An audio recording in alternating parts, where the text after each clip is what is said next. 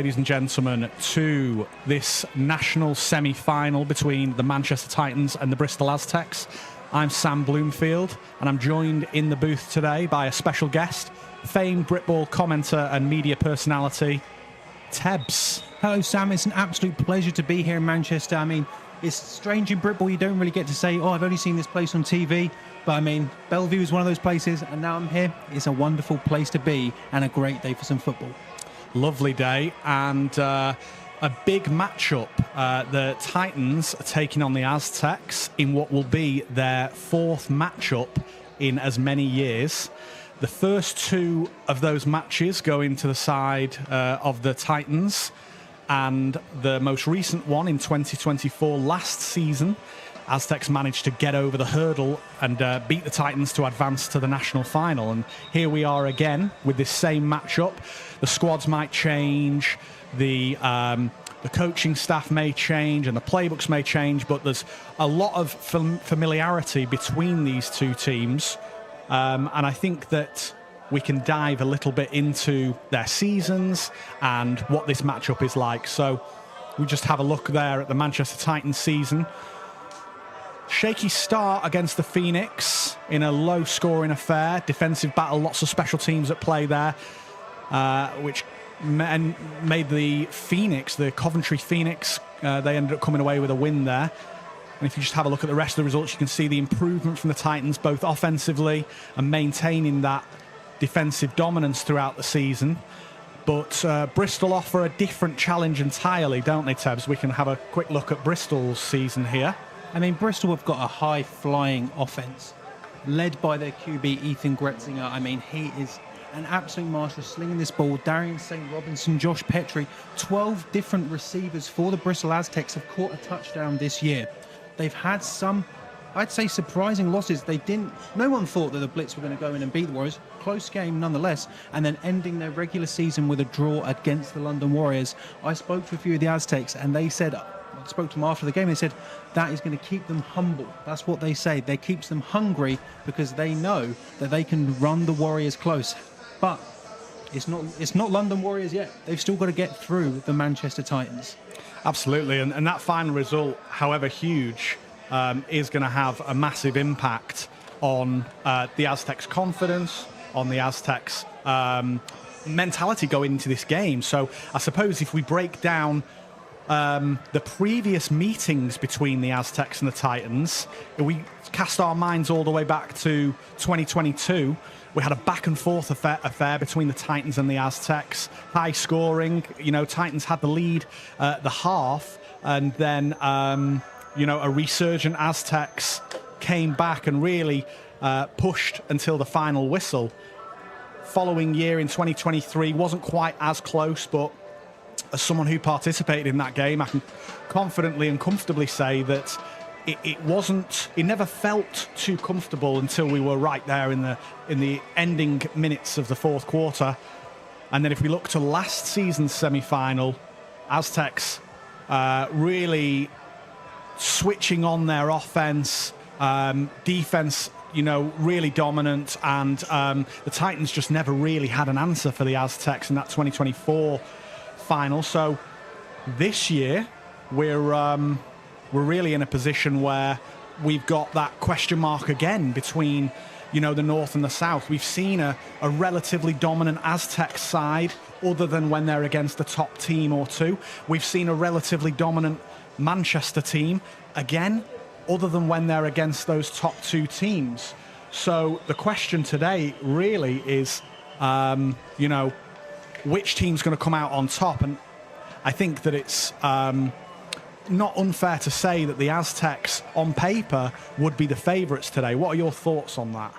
I mean, I think that's one of the most interesting parts about this matchup that we're about to witness, is that in the other three matchups, the Titans have come into their home stadium feeling good as the favourites. People are expecting the Titans to win. However, today, the Aztecs, I'd say they're the favourites. The Manchester Titans, they need to really embrace being the underdog and arguably shocking the entire Britball world with a victory here today.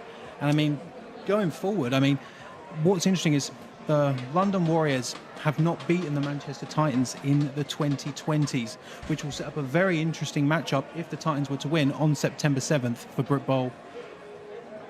37. I think it is 37. Brit Bowl 37, yes.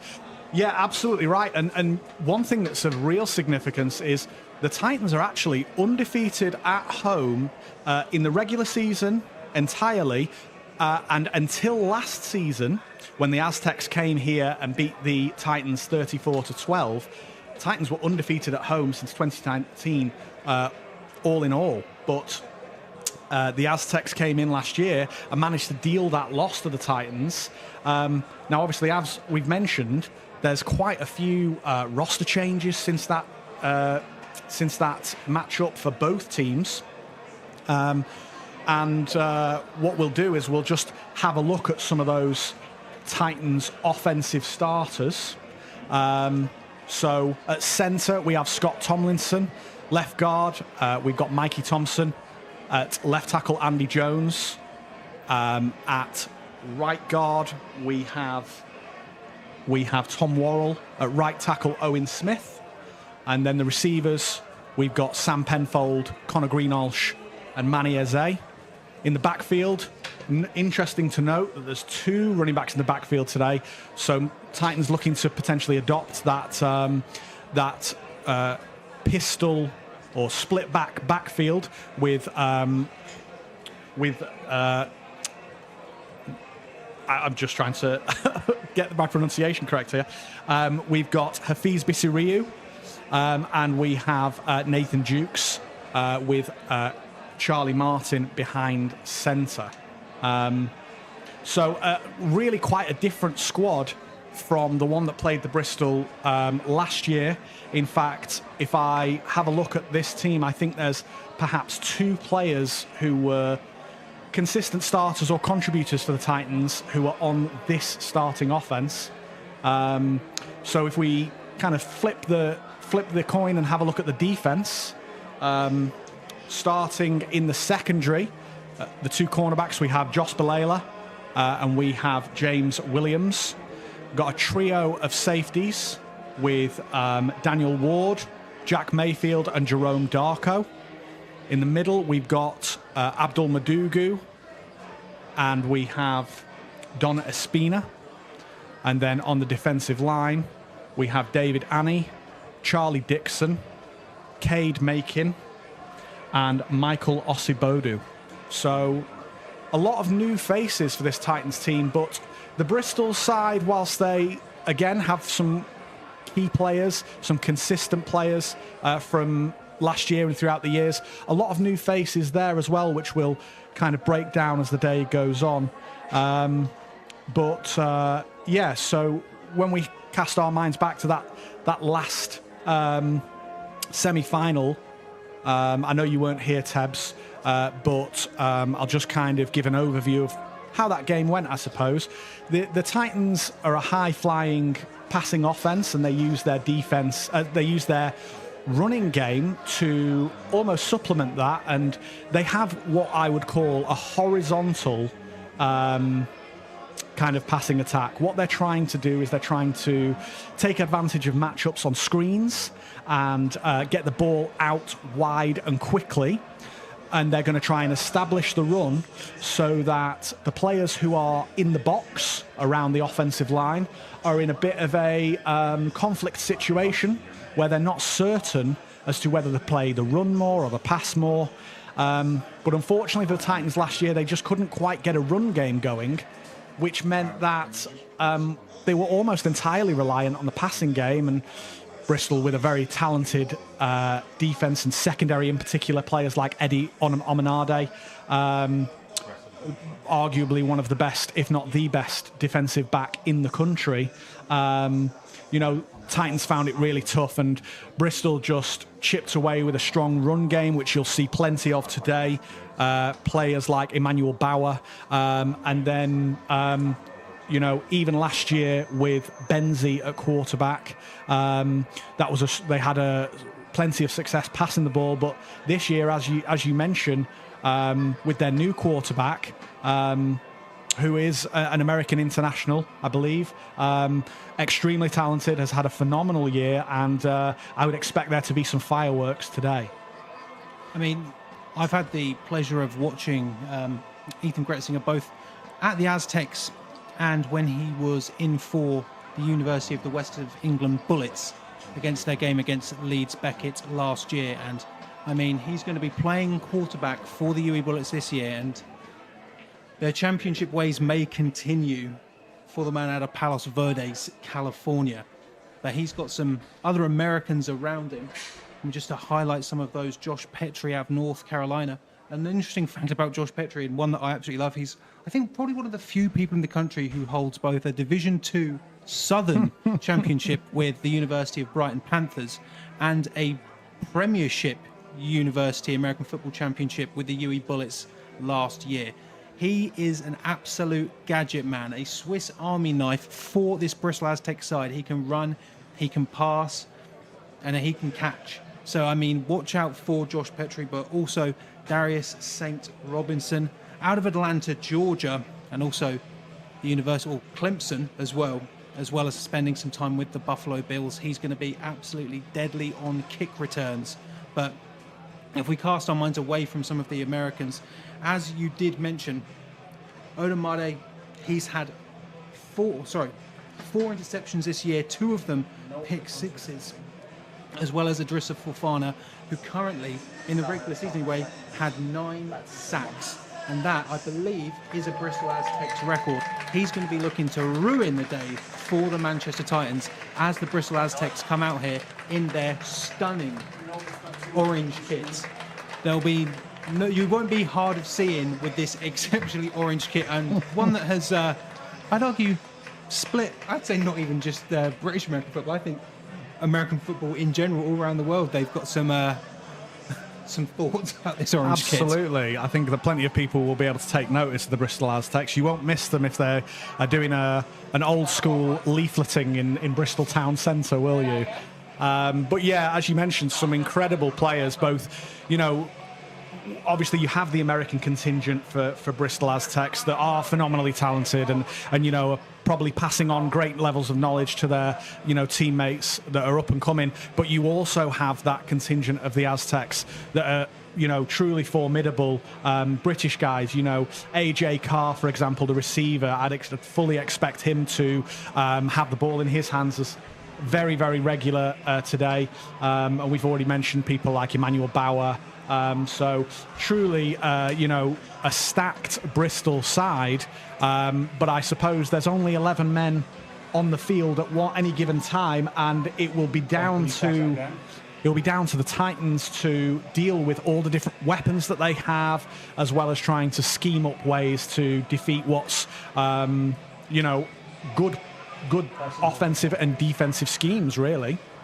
I think another key part of the Bristol Aztecs attack that is missing is Spencer Cutler, their kicker, is out injured. And I think, you know, if this game is going to be as close as we think it is, that could play a vital part in potentially the Titans win. Absolutely. And I think that if we go over I think we're about to get the Titans entrance.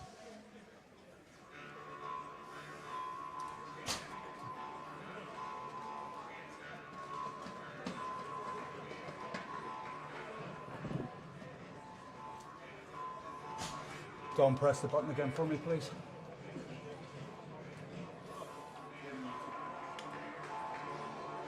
Don, can you press the button?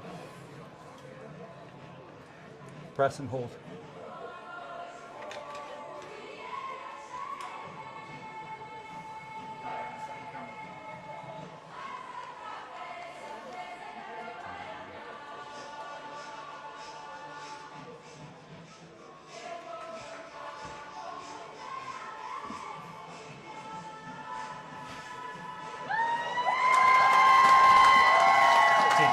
DK, can you run down, please? Run down and just press the button, press the button.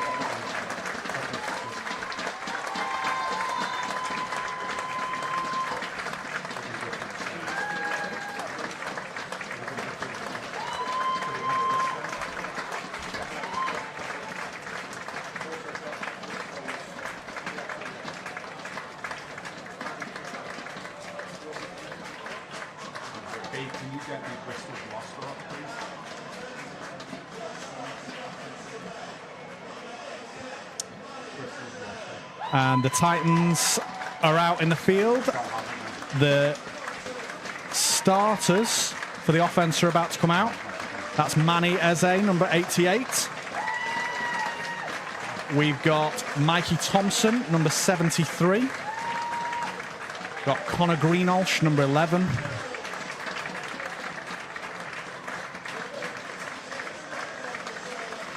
Owen Smith trotting out, followed by Andy Jones, number 65. Scott Tomlinson.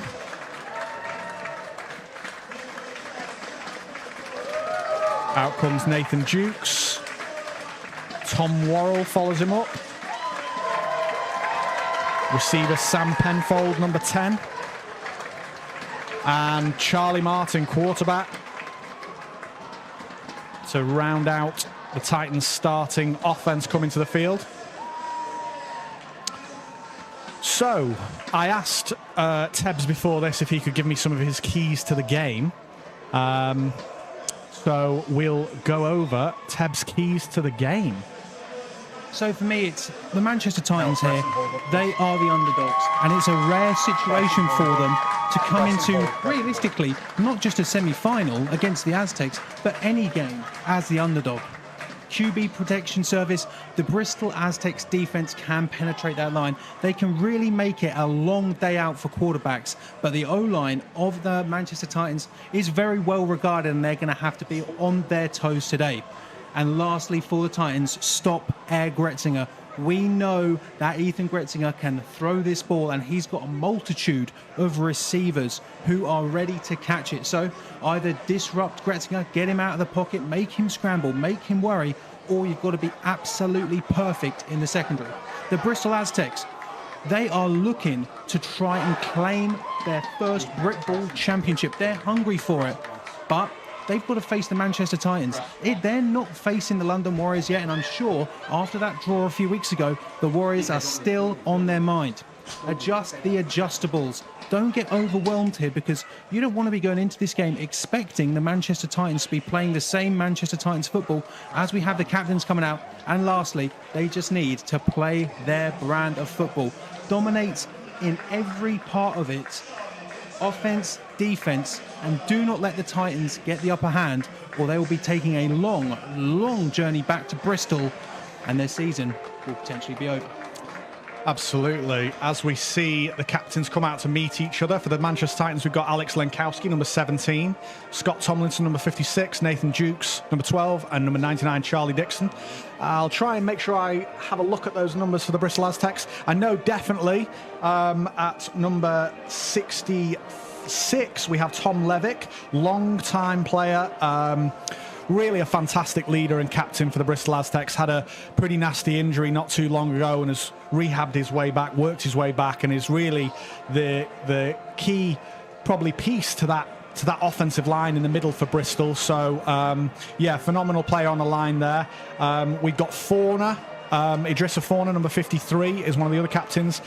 That man Eddie Omenade, and Will Bunce rounds up the last of the captains. I think we've just about got time to go through my keys to the game. So for me, my keys to the game: Manchester need to control the line of scrimmage. This Bristol Aztecs offensive and defensive line are truly impressive players. You know, Forner has led the Bristol Aztecs for sacks. I think I could be right in saying that I think he might have broken their record all-time sacks. And the offensive line for Bristol is truly dominant. Manchester's offensive line is good. Have they been as consistent as they've needed to be to win a championship? I'm not sure about that at this point. And the defensive line for the Titans has not really faced the challenge so far that they found so difficult to deal with. But this Bristol Aztecs could present that challenge. Manchester also are going to have to limit Gretzinger. Whether he's running the ball or passing it, he is truly a force to be dealt with. I'm not sure that the Titans have dealt with a quarterback of his level. Well, certainly not this year. And the Titans need to find some consistency on offense. they've really struggled to move the ball consistently. We have these huge heaves downfield, and we get the dink and dunk, but I wouldn't say that the Titans have had a truly consistent offensive attack all season. Very quickly before we get the kickoff, Bristol's keys to the game for me: utilise that variety of offensive weapons. We don't have to focus exclusively on AJ Carr or Emmanuel Bauer. Whichever player is the hot hand today, whichever player is getting the matchup that the Bristol like, Bristol need to take that matchup. Bristol are going to have to cause Charlie Martin quarterback to panic. And finally, I don't see any reason why Bristol can't run the ball until it fails.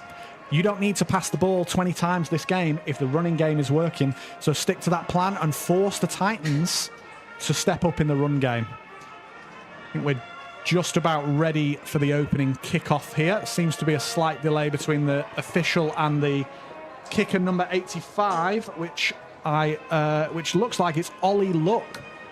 Ollie Luck, who is, one of the Cardiff Cobras who really impressed me last year. Him and Sam Harvey, they've made a very, very formidable connection.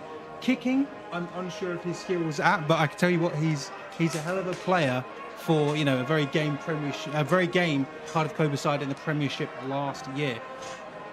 Someone's got to step up with Spencer Cutler now. Picked up an injury not too long ago and unfortunately couldn't be ready in time for this game. Spencer's really a useful player. He's started at wide receiver, at DB, at kicker, punter, all for Bristol, and so they'll feel that loss. But we'll see here if Ollie Luck can provide the leg that they need.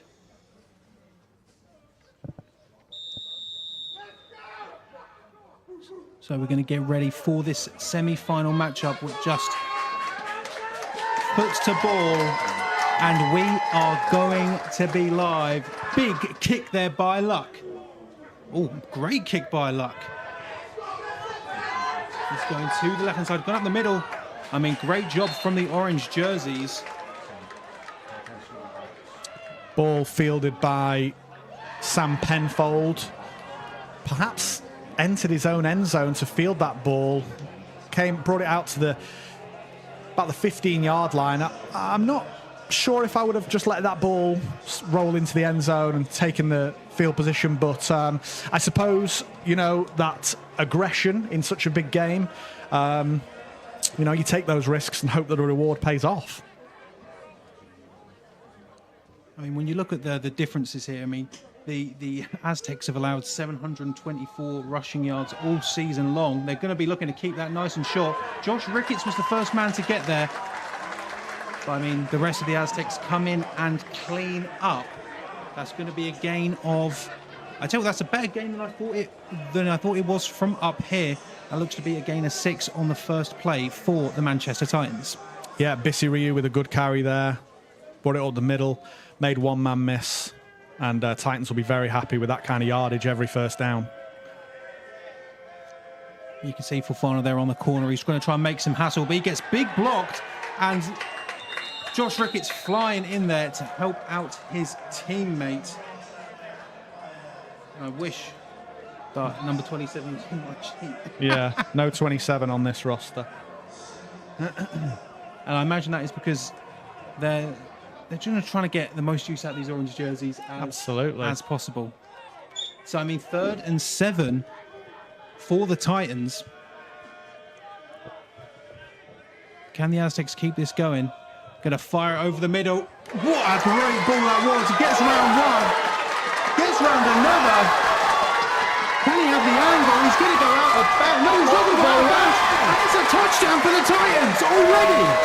I mean, that was looking absolutely perfect first drive for the Aztecs, but they are going to be shocked and awed by Manchester. The ball from Martin could not have been better. Timing, location, straight over the head of the dropping linebacker, in, down, underneath the safety. Penfold breaks 2 tackles, one of them being that incredible DB, Eddie Onamnade, all the way, tiptoe down the sideline for a touchdown. Unbelievable start for the Titans there. I mean, for me, I thought that he was absolutely tiptoeing. I'm sure there were less than inches, less than centimetres, less than millimetres from him being out of bounds. Tricked me and the Aztecs right now have got to be feeling absolutely terrible. Yeah, when you get a big play like that early on, I think there's two types of response, really. There's the, oh God, you know, maybe this isn't what we signed up for. Maybe we're in a bit of a battle here we didn't expect. Or, you know, Bristol might have that mentality. They might have that mental fortitude to be able to say, you know what, it was one big play. It was a fluke. We won't let it happen again. But Manchester will be reeling from that. Martin will be feeling exceptional about that pass. His first playoff touchdown as a Manchester Titan. I mean, it's easy to say after a team has had, you know, either 3 to 4 hours of travel. They come into this game slow. But, I mean, there was multiple opportunities for the Aztecs to be able to prevent the Titans from scoring there, but just could not get it done. And right now, I mean, we've had one series and it's already looking like the Titans are going to upset the Aztecs. Danger men back to return. We've got Darius St. Robinson and AJ Carr. AJ Carr in number 7. AJ may be small in stature, but I urge you to watch him play today. He is truly an impressive young British player who will probably be taking part in the 2028 Flag Olympics soon. Ball goes to Carr. Bit of a low kick here.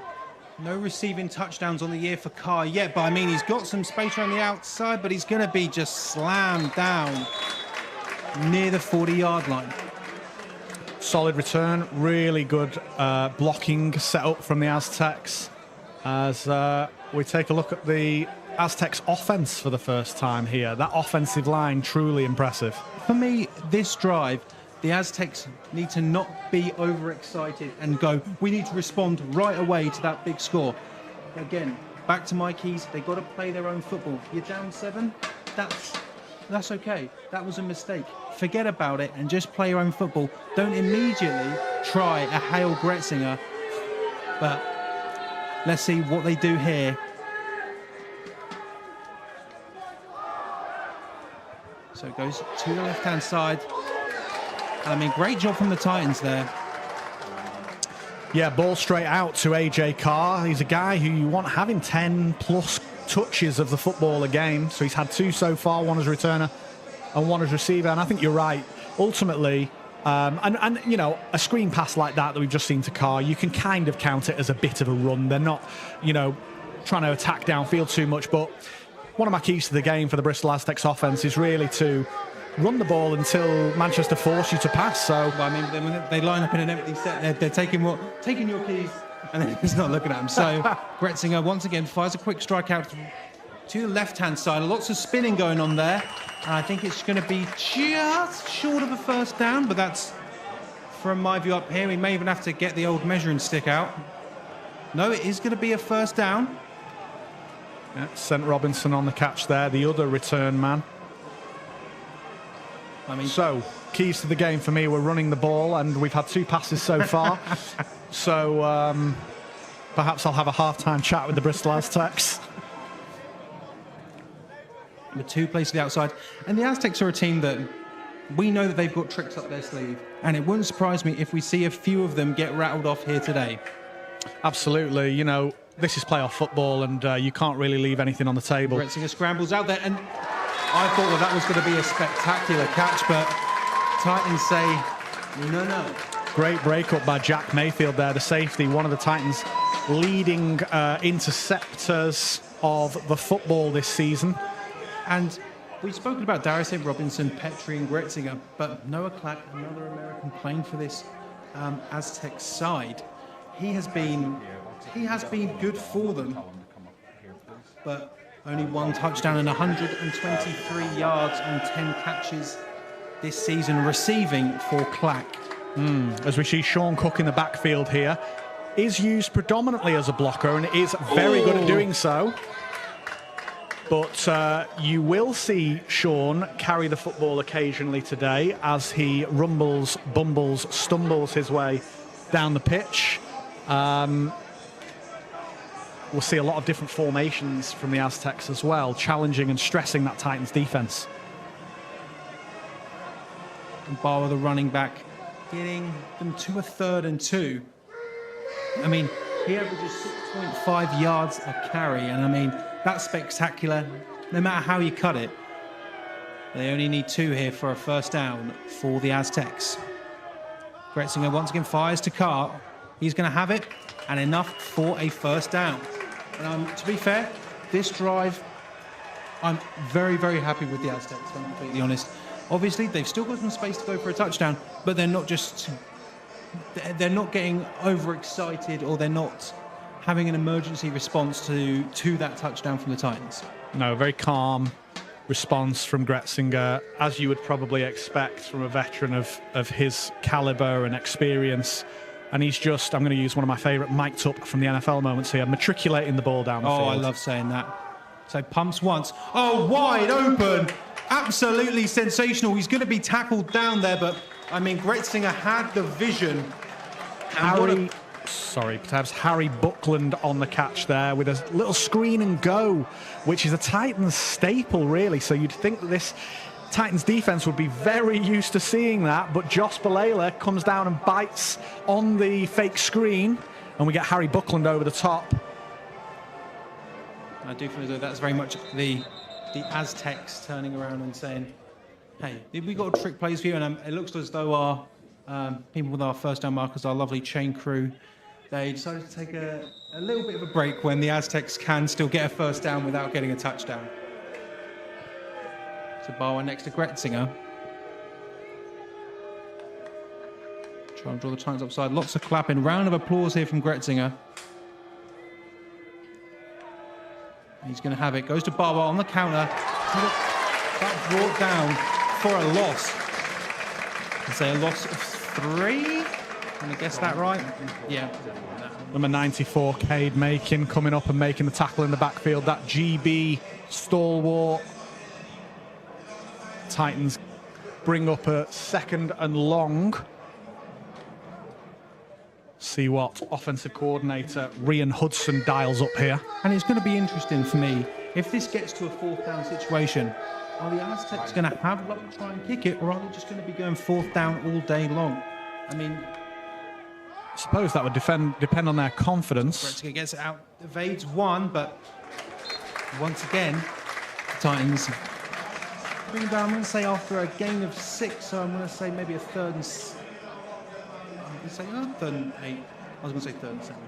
Yeah, Titans will be happy with this situation based on what happened with the fake screen. They'll be happy to be presented with this situation. And I think that depending on the confidence levels that Bristol have in their replacement kicker, I think that it would be wise to go for the 3 in a game like this. So 3rd and 8. Clack and Carr have been the 2 receivers Gretzinger has been targeting. Gretzinger is going to scrounge to the right hand side. There's certainly some space for Gretzinger. He's got the speed, and it's going to be a touchdown for the Bristol Aztecs. Yeah, man coverage on the goal line from the Titans DBs. We just see them fly off the screen, and a hole opens up for Gretzinger. Nice and easy. A day in the park, goes in for 6. And that is going to make his 5th touchdown of the season so far. I mean, he's averaging 7.7 yards per rush, but I mean, I imagine he probably doesn't want to rush that much. But I mean, we have now got an answer to our question. They are going to be kicking it with luck.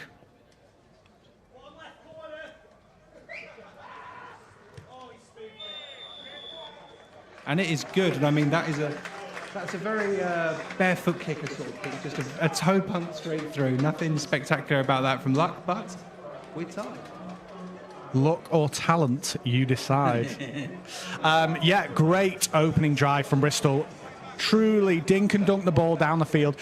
Only one play over sort of 15, 20 yards, but genuinely textbook drive, exactly what you could hope to do. And from an offensive standpoint, from a quarterback standpoint, yeah, you love the big plays. You want to take the big shot, and you want to have that really impressive feature for everybody to watch and see how impressive your arm is. But honestly, as a quarterback, there is nothing more that I love than dinking and dunking the ball down the field and the defense not having an answer for you, because I know you can see the frustration on the defensive players when they don't have an answer. So fantastic first drive for Bristol, and Manchester are going to have to find a way to essentially deal with all those different weapons and aspects of getting the ball out. And this is why I'm so happy that I'm doing commentary with you here today, because normally I just have to give a centre's point of view or a D tackle's point of view. I like having a quarterback's point of view on things. Yes, yeah. I thought Penfold. Thought we were at risk of Penfold perhaps catching the ball outside of the end zone and taking a knee there, but no, it is for a touchback. Yeah, I think that having played, quarterback for the past sort of 8 years, at this level, I like to have that perspective, and I like to look at it from that perspective. But also, I started my career playing mostly defense, so I have the benefit of being able to look at it from a defensive perspective as well. What position did you start with? Oh gosh, the only position I've not played is kicker and offensive line, believe it or not. But I started as a linebacker, running back. It's going to sound like an insult, but offensive line, rogue. I thought I'd be a phenomenal guard. I'd be an excellent guard. I mean, great there from the Aztecs, just penetrating the line. Not going to result in a tackle for loss for the Titans, but just straight through. Have I spoken too soon about the tackle? No, I'm back to the line. It looks like. Sticking with that two running backs in the backfield set with Hafiz Bisiriu and Nathan Jukes.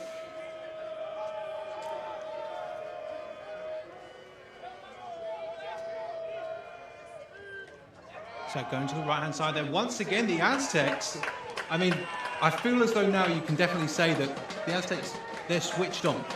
They're not going to try and let that happen again, but I mean, they're now in a situation where Martin is going to have to try and sling that ball. But can the Aztecs secondary make a tackle if the catch is made? Well, that's certainly what I expect here anyway.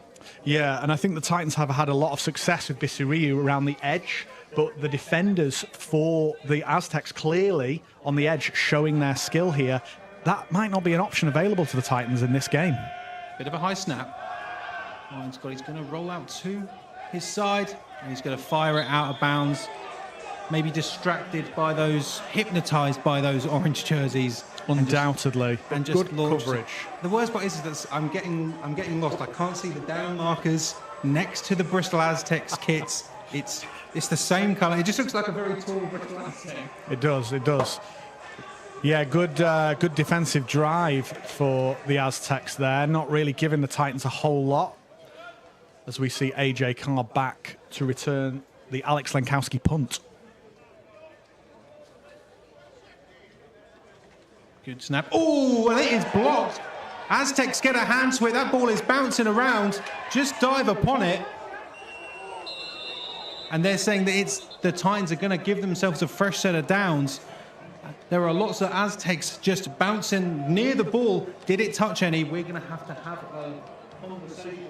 I think it might have been I thought it was 34 initially, but I think it might have been 84. Tom Bowering, who got the punt block. I think it was Tom Bowering. Tom Bowering, member of the GB squad. GB squad is, I think, a receiver. Gives the Bristol Aztecs fantastic field position here.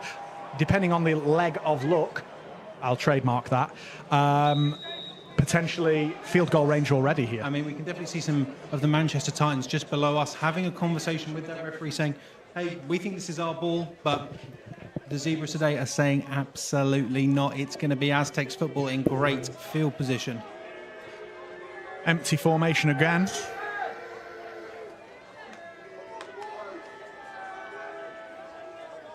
I mean, the Aztecs love to be tricky, trying to draw the Titans offside, but too disciplined for that. It's going to be straight up the middle, and a great burst of speed, but brought down. Yeah, strong running there from Joey Ampoma. And another University of Cardiff. Again, another University of Cardiff. There's a lot. I mean, even their head coach, Sean Vaughan, is a Bristol Aztec, and he's managed to bring some of his key players with him, including David Sharimwar as well. Hopefully we can talk about him at some point, but as it stands right now, it's a 2nd and 4 for the Aztecs. They're moving a lot of their people around. They're trying to draw the Titans offside.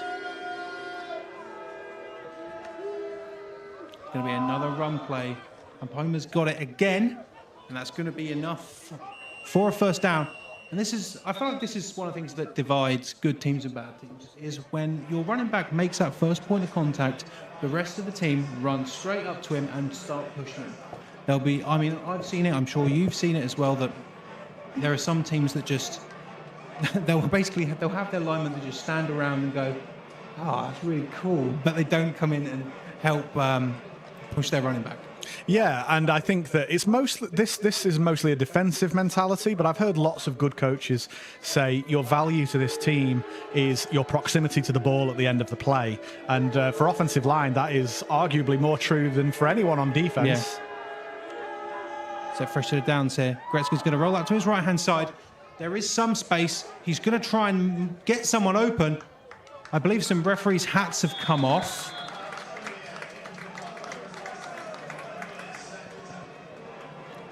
So it looks like we do have a tightened down as well. Looks like Jerome Darko. And Poma this year, 47 carries for 294 yards and 5 touchdowns. You know, it does seem as though you're sort of hypnotized by the passing attack of the Aztecs. You don't understand that they've got a hard-nosed running game as well. Fantastic run game, and the offensive line really leading the way for that. Guys like Tom Levick, Will Bunce, Dave Pemberton. Genuinely impressive. A lot of GB talent there, and just the depth of the Bristol Aztecs team really is probably what's most impressive to me. You know, we're talking about all these players, but there's only a selection of these offensive players actually on the field for Bristol at one time. They can cycle through, bring on new, fresh players, not just fresh legs, but genuinely, truly talented players who can come on completely fresh. And I think that within this game there is a level of a battle of attrition here. I mean, the Aztecs, their seasons, they've played 13 games, while you've got the Manchester Titans only playing 7.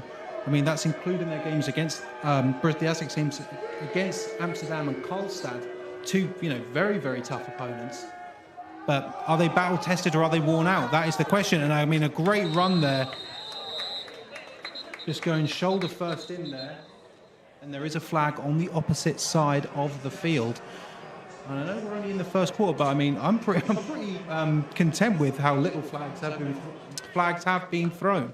Yeah, I think that whenever you have a game at this level, Premiership semi-final, you're really hoping that the referees aren't a factor at all. Both of these teams should be disciplined enough to, not have a load of holding penalties, not have a load of formation penalties. And, I understand that tempers fly and you may end up with the occasional forgivable or unforgivable personal foul, unsportsmanlike conduct, etc. Because, there's a lot on the line here. These players understand that if they lose this game today, their season's going to end. But, yeah, the less we see of those bright yellow flags, the better.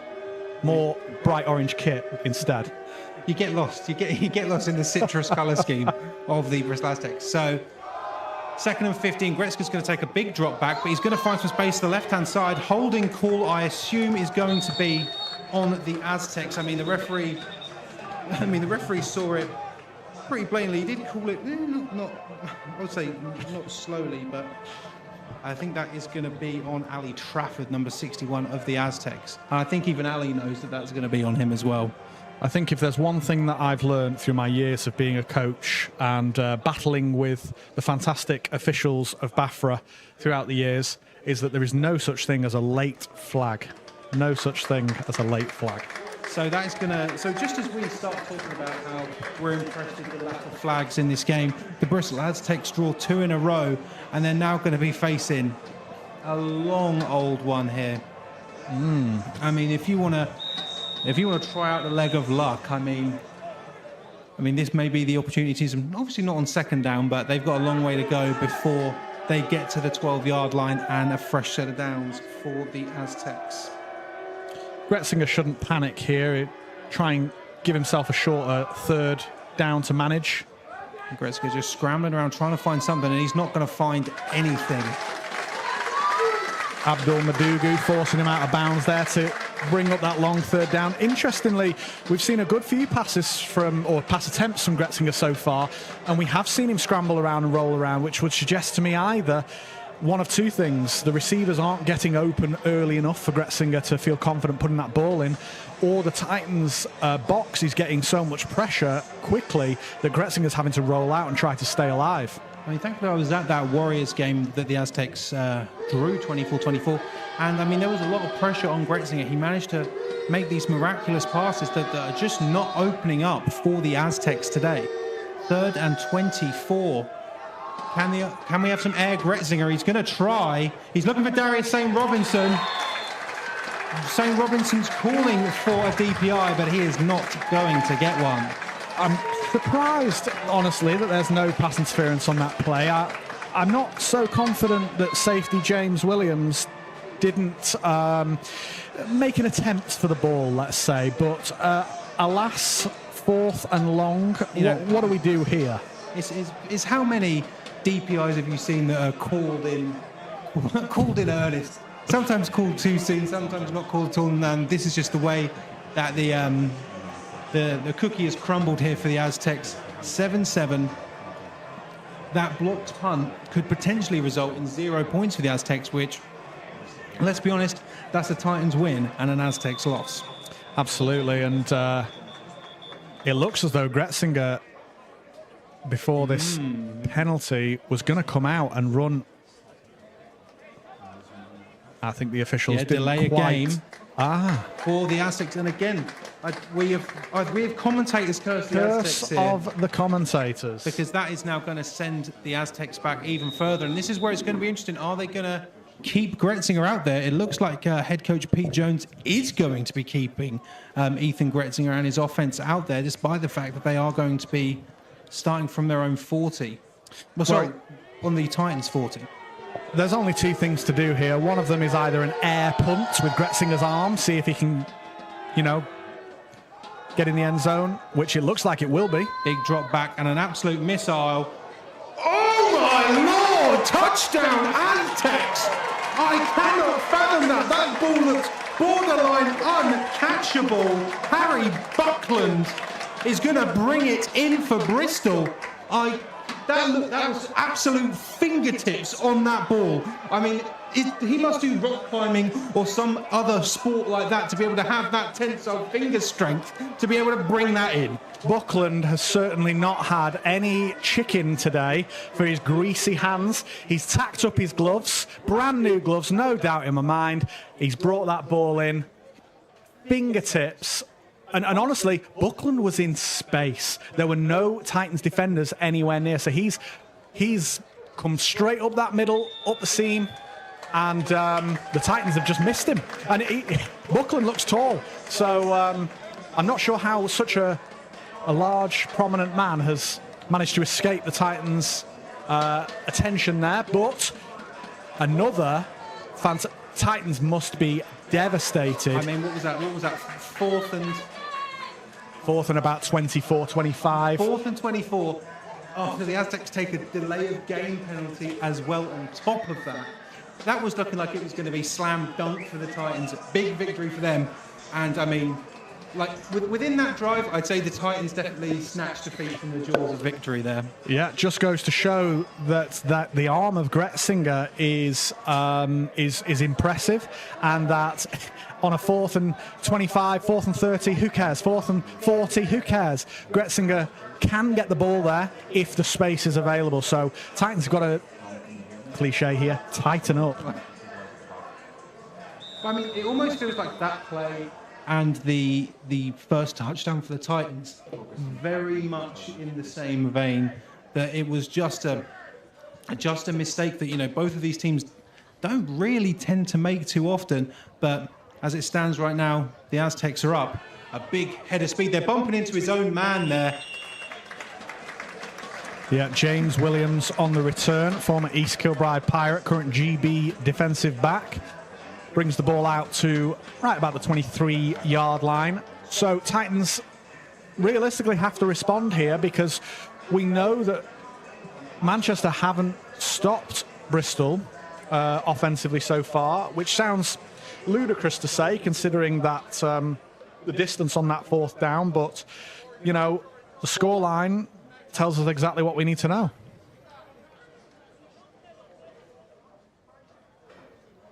So Titans sending a man in motion across. Aztecs are just going to be a run play. Looks like the Aztecs are going to have him. Josh Ricketts right there.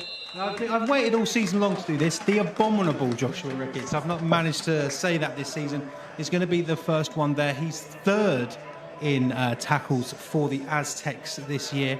And I mean, he was a great player when he was at the University of Gloucestershire.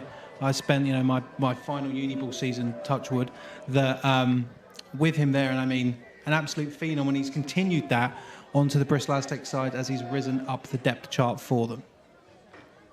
So drop back. I mean, there's an escape valve on the left-hand side. Fauna in pursuit. And brought down. I mean, that is why he is an absolute force for this Aztec side. I mean, realistically, for me, it was only a matter of time.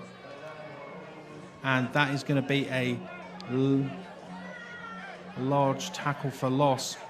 Third and 12 now for the Titans. There's some late substitutions here from the Aztecs. I mean, there's some defensive issues going on here. No, they're still going to run the play. Gets it through the middle. Don't think that's going to be enough for a first down. Great job of stepping up there. I was going to say on the previous play where Martin escaped to his left out of the pocket, that plays into Idrissa Fauna's hands, really. He's got the speed, he's got the athleticism to come from the bottom of the screen all the way and chase Martin towards the sideline. Martin needs to step up into the pocket a little bit more. As long as he's not getting that interior pressure, he can step up into the pocket and hit players like Brad Temple, just like he did there. Unfortunately for Martin, Temple just a little bit short of the first down, but if Martin can step up into the pocket, he's going to potentially negate a little bit of the pressure he's getting from Idrissa Fauna. And it looks to me that it's going to be Darius St. Robinson back to return this one. Got a flag up by St. Robinson here. Could be a substitution error. I mean, if this is on the Aztecs, could be a free first down for the Titans. Delay a game. So delay a game for the Titans. They're going to change this 4th and 1 to a 4th and 6. I mean, in shorter yardage field situations, you could say they've created themselves more space, but I don't imagine that was probably what they were going for. No, I can't imagine that known calm guru Alex Lenkowski is too pleased about a delay of game penalty. So one punt was blocked. That's going to take a high ball. St. Robinson is going to settle under it. Flags come in. Yeah, that is Johnny O'Marl hitting the returner before he had an opportunity to get to the ball. Now, I don't think that St. Robinson waved for a fair catch, but when he doesn't have an opportunity to field the ball, it doesn't matter. He has to have that opportunity. I mean, that was a mistake that I'm sure the Titans would like to get off here, and that's going to put the Aztecs. I mean, they were going to be starting into their own. They were going to start in their own territory, not by a whole lot, but this is going to start them in Titans territory. We saw. I mean, they were around this area last time after that blocked punt. We saw. I mean, we saw the Titans get them to a 4th and 24. But I mean, you're absolutely right. The Titans need to prove, I'd say, not just to themselves, but to, I mean, everyone watching, that they can stop the Aztecs' offense. And another run into the left-hand side. Yeah, good success on the first down run there, and that, it's difficult to say that the Aztecs shouldn't be passing the ball because they had that huge touchdown on a passing play. Gretzinger scored his touchdown on what was a botched pass play. He scrambled out the pocket and scored. But ultimately, you have an incredibly talented run-blocking offensive line. Sean Cook in the backfield is a phenomenal blocker. And you have Emmanuel Bauer, amongst other talented running backs. I would be really curious to just see if they can get the ball rolling on the ground here. Continuing to click, I believe that is Cook in motion. He's going to be going into that blocking position. Watch him get the ball now. No, so he's going to go in for the block there. Once again, just powering it forward. And we get to say that lovely word again, matriculating the ball down the field. Great patience from Bauer there behind the offensive line.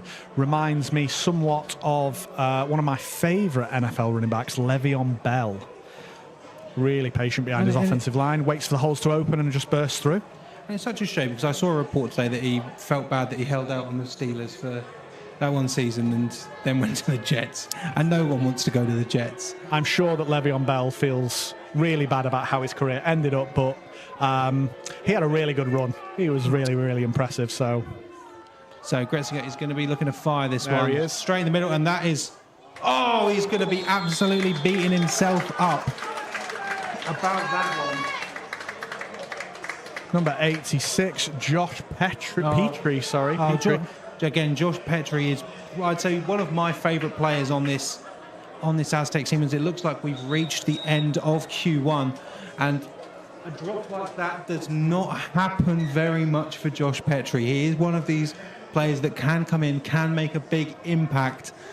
But, I mean, normally what happens here, Josh Petrie will drop a ball, but then I'd say 2 plays, Petrie's in the end zone. Petrie has scored for the Aztecs. Oh, they'll come back to him because that play that they just ran there where Petrie, had the drop, unfortunately, that was very similar, if not the same, as the one that they scored to Harry Buckland just before. Titans currently going with a single high safety, potentially cover 3 or a cover 4. I think that perhaps if Bristol aren't running the ball so aggressively and are actually having more success with these deep shots, you may end up needing to drop one of these safeties into a deep half or a deep quarter and show that earlier, because James Williams really was not too far off being beaten on that play as well.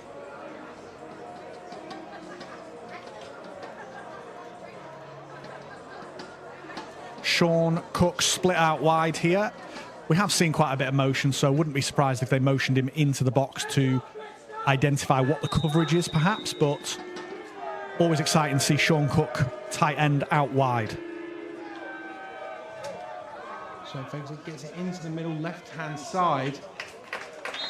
They call his number immediately following the drop. Again, it seems as though, if I recall correctly, that did happen in the Aztecs game against the Warriors, in that Petrie had a heartbreaking drop, and then they immediately just fire it back to him. I mean, either keep that confidence up or, even just trying to establish him as a hot hand, which, Petrie's very, very adept at rising to the pressure.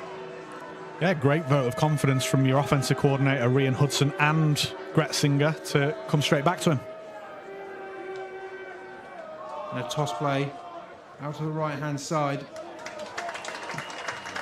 And to me, that seems almost strange. I mean, Joey Ampoma on the carry for the Aztecs. That seemed to me to be, a bit of a tempo breaker for the Aztecs. I mean, it's been like hard runs, and bullet passes from Gretzinger, but that toss, I don't know, it didn't seem very Aztecs to me, but that's just from me being up here in the box. Yeah, and I think that the Titans are clearly not struggling up the middle to stop the run, but the Aztecs are getting consistent yardage. Titans have got a lot of speed, especially on the edge. Gretzinger fires into the middle once again. And it's going to amount to a nice catch. I believe that was that Petrie again. It certainly was. Yeah, keep coming back to him. And why not? If he's having success, AJ Carr's come in. And we've got Bauer coming in as well. 3rd and a long 2, maybe 3.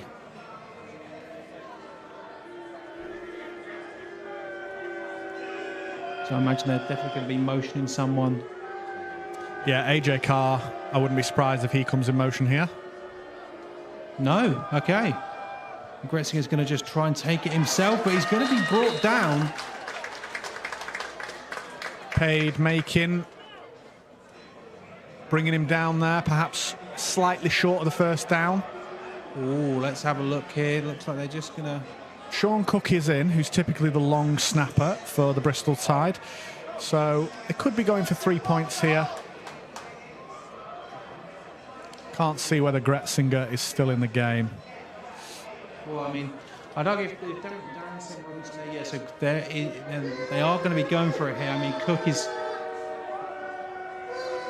ready to probably form a gap there. St. Robinson moves the outside. It's going to be straight up the middle, and it looks to me like they are going to have enough for a first down.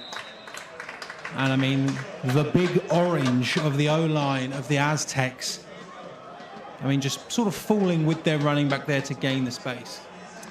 Yeah, I mean, when you have the offensive line that you do, you know, Ibi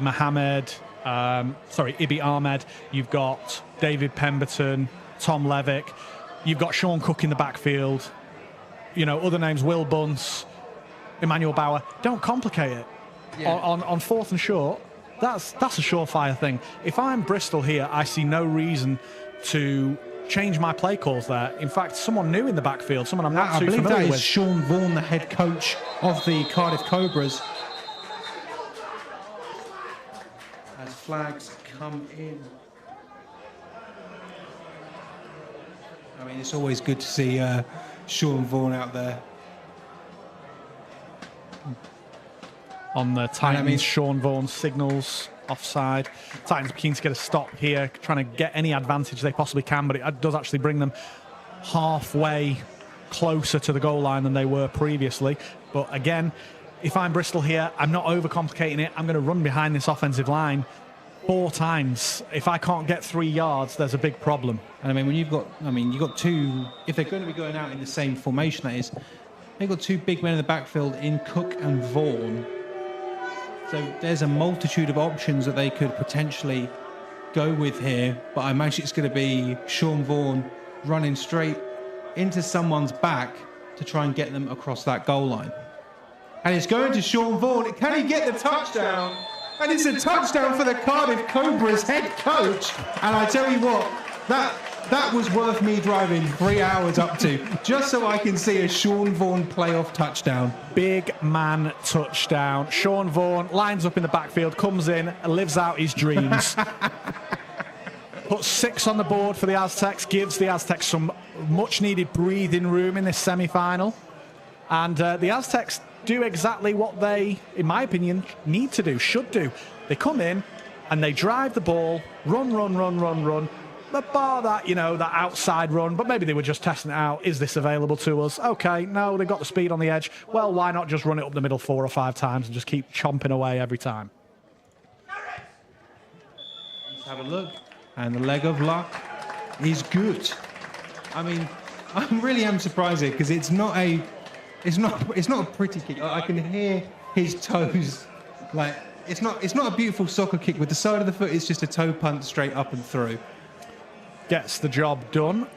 I think if we fall back to the point that you made, that the Manchester Titans need to prove that they can stop the Aztecs offense even once here, because it's not, for me, 21-7, it's not out of hand.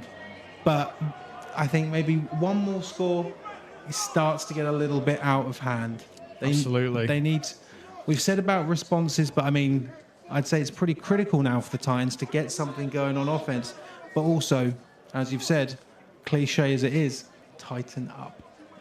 Yeah, I think the fatigue of the Titans compared to the Bristol's ability to bring in fresh talent, and those are 2 separate words I'm using purposely, is potentially going to play a big factor here. So if the Titans don't respond on this offensive and or defensive drive, could be in trouble. I mean, another great kick from Luck. Big slide there. Going to have that down at either the 19 or the 20. I think that was Petrie again coming and bringing the special teams pressure. So although he had that early drop, certainly has come in and made up for it, forcing the returner back inside to where the rest of his teammates are. I honestly thought that Penfold should have probably continued his path outside, because he does have the speed that not many can contend with, but decides to take it up the middle. Maybe that's where his blocking was set up for. And brings the ball out to about the 20-yard line.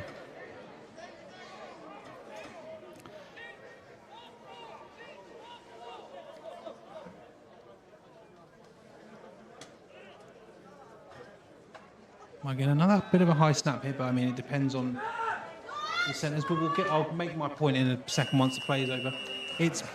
I was told that if it's not a high snap, it may look like a high snap on camera, but if you're practicing behind that centre and you expect the ball to be there, then you can't really call it a high snap because it won't affect the play because that's what you expect it to be.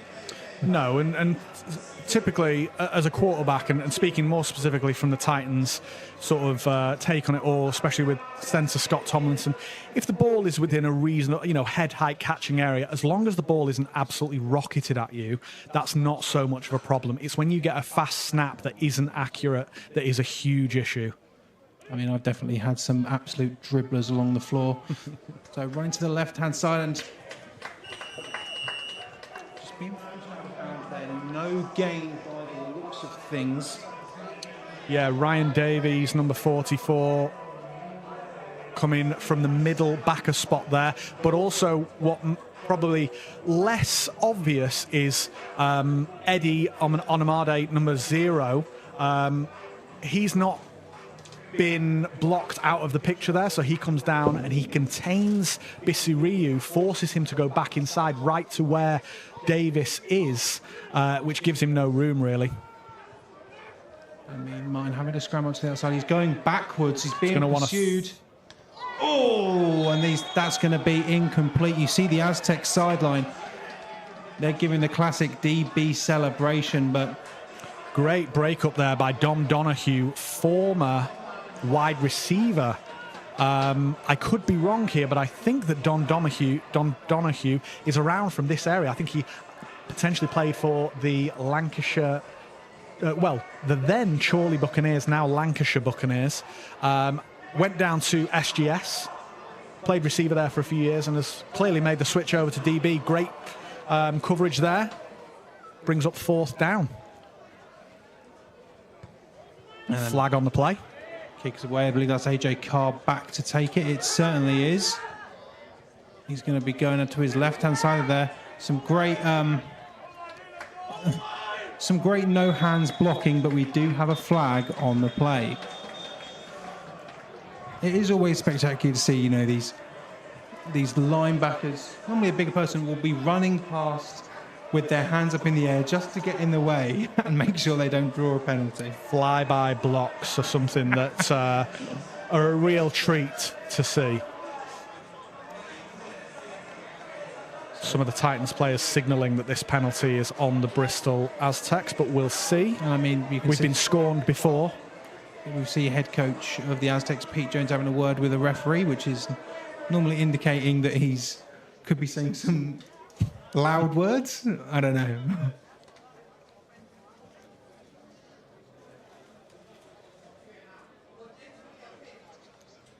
Waiting with bated breath here.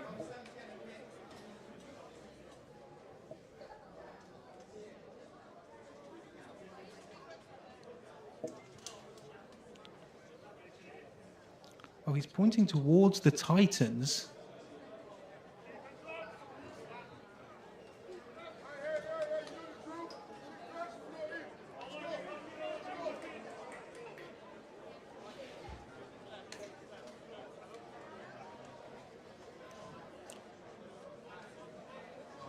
Okay.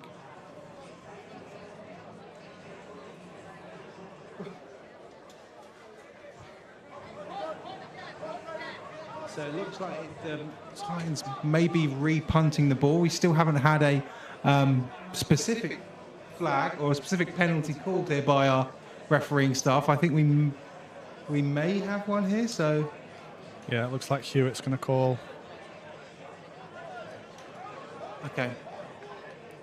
So full start by the Aztecs, which means the Titans are going to re-kick it. Could be false start, could be illegal formation as well. Yes. Illegal formation. I think that he might have... Let's see what happens here. Let's see where the officials spot the ball, and we'll have a better idea of what's happened here.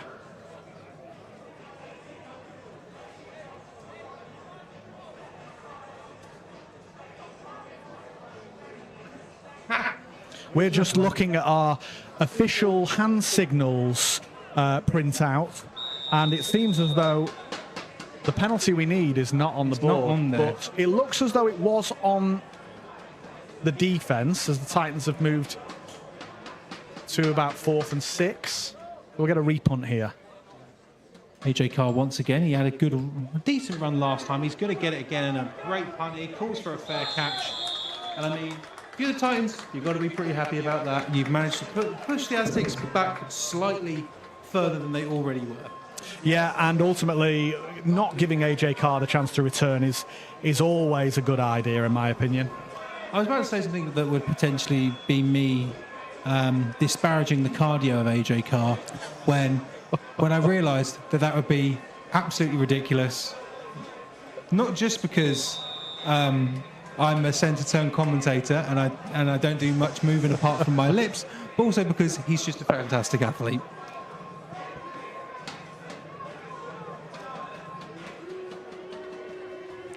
So empty for the Aztecs again. Sean Cook in the slot. I'm sure he will for be. the Sean Cook fans at home. Yeah, what a surprise. Oh, no, actually.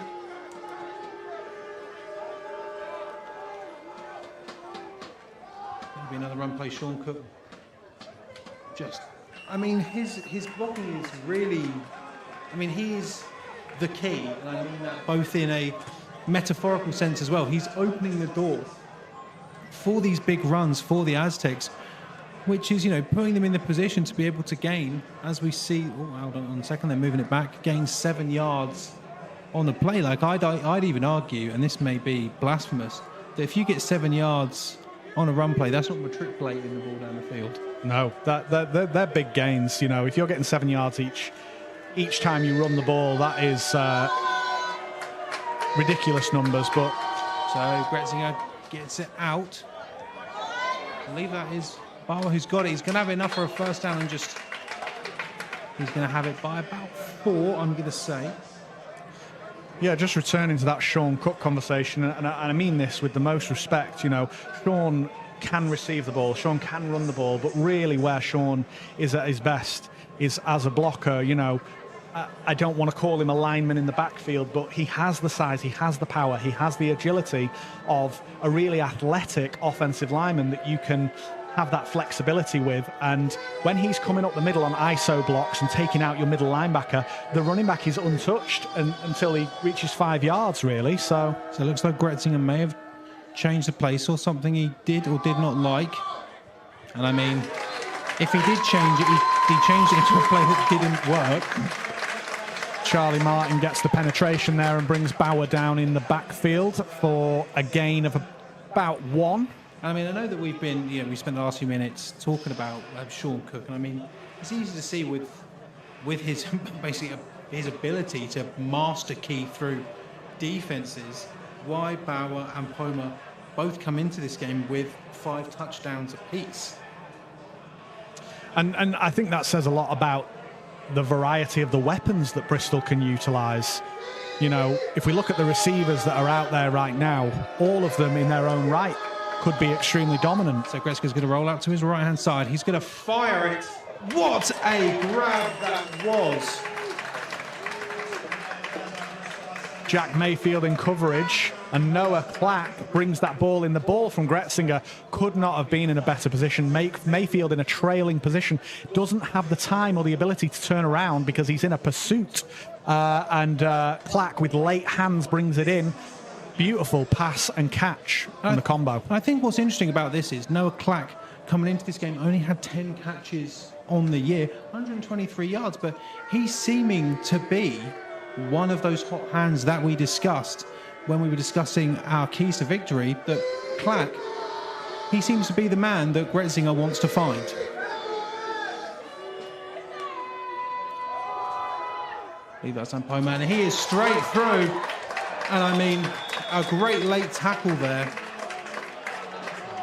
Yeah, that is Josh Fagan on the tackle there. Comes up with a touchdown saving tackle. And it looks as though... As we have a flag. Flag on the play there. It looks as though... Ben Griffiths called that interesting timing for when that was called. I would expect, honestly, at this point. It looks as though, given that Sean Cook is motioning something, it could maybe... I think it's a substitution infraction. I think I saw referee Hewitt in the white cap put his hand across to his opposite shoulder, which would indicate to me that there was some kind of substitution issue. But I'm unsure about...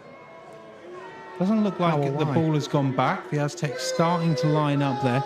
It seemed to me that the Aztecs were trying to go a bit faster to the line of scrimmage on that play, which may have resulted in this. But they're going to be going... That familiar formation again. From the 9-yard line. Going to be another hand up. Is that Ampoma again? If it ain't broke. So not enough for a touchdown for the University of Cardiff Cobra. So we see here just 2 offensive linemen substituting in there. Just goes to show the depth and the talent within this Bristol squad, that they can filter through off different offensive line when most of the rest of the UK is struggling for offensive line in general, never mind, you know, extreme talent. But this is what I think you're absolutely right about, is they're not just filtering it out and it's, okay, we're going to target this lineman who just came in. You can target that lineman who just came in. Flags come in. And that is going to be on the Aztecs.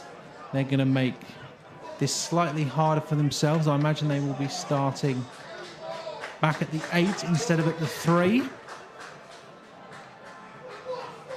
Based off what we've seen so far, you would still expect there shouldn't be a huge problem for the Aztecs, as Titans have, you know, made stops here and there, but have been unable so far to keep them out the end zone. See that same formation again. Oh, as the back, Robinson coming across. And Cook once again lead blocking, but it looks like the Titans are going to have him. And I believe that is number 32. And that's Josh Fagan again. Number 90. Number 90 is... Number 98. Is it number 98? David Annie. One of those threats that you spoke about earlier in the game. He's going to be able to prevent a Bristol touchdown for now. And the Aztecs are going to be going from the Titans' 11-yard line. So going from the 3 back to the 8 and now at the 11. If you're the Aztecs here, Tebs, and you get stopped on 3rd down for no gain, are you going for it on 4th down?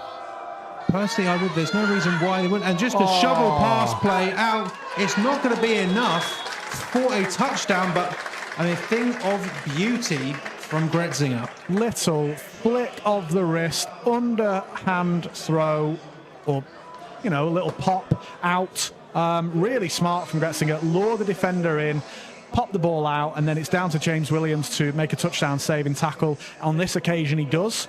As we see a new back come in. Is it? Yeah, I think it's Ampoma again. And I wouldn't be shocked to see Sean Cook in the backfield, Ampoma behind Gretzinger. And we just see that same read option from Gretzinger. He's not kept it so far, but why would you when Ampoma's running the ball with the efficiency that he is? And from the 2-yard line, and it looks like a flag coming in. Now, if this is a delay of game... It is going to be another delay of game. That changes your mentality as an offensive play caller. As we see the lucky leg come in. Looks like they're going to go for a field goal here. Now, if Spencer Cutland was here, this would most certainly be something tricky. Maybe a drop goal, Spencer. I'm sure you're listening at home. I hope you're feeling better, mate. And we'll see if the leg of luck can get it done.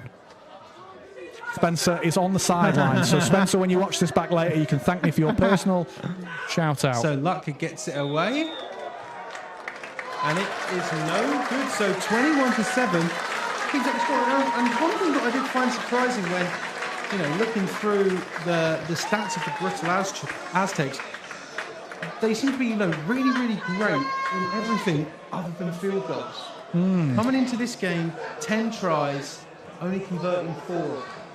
And that will certainly affect the confidence of both Luck and the coaches in their desire to call those. If the Titans are able to score here and bring this game to a one-score game, the Aztecs might have to think twice about whether it's more realistic for them to kick a short field goal or to go for it on fourth down.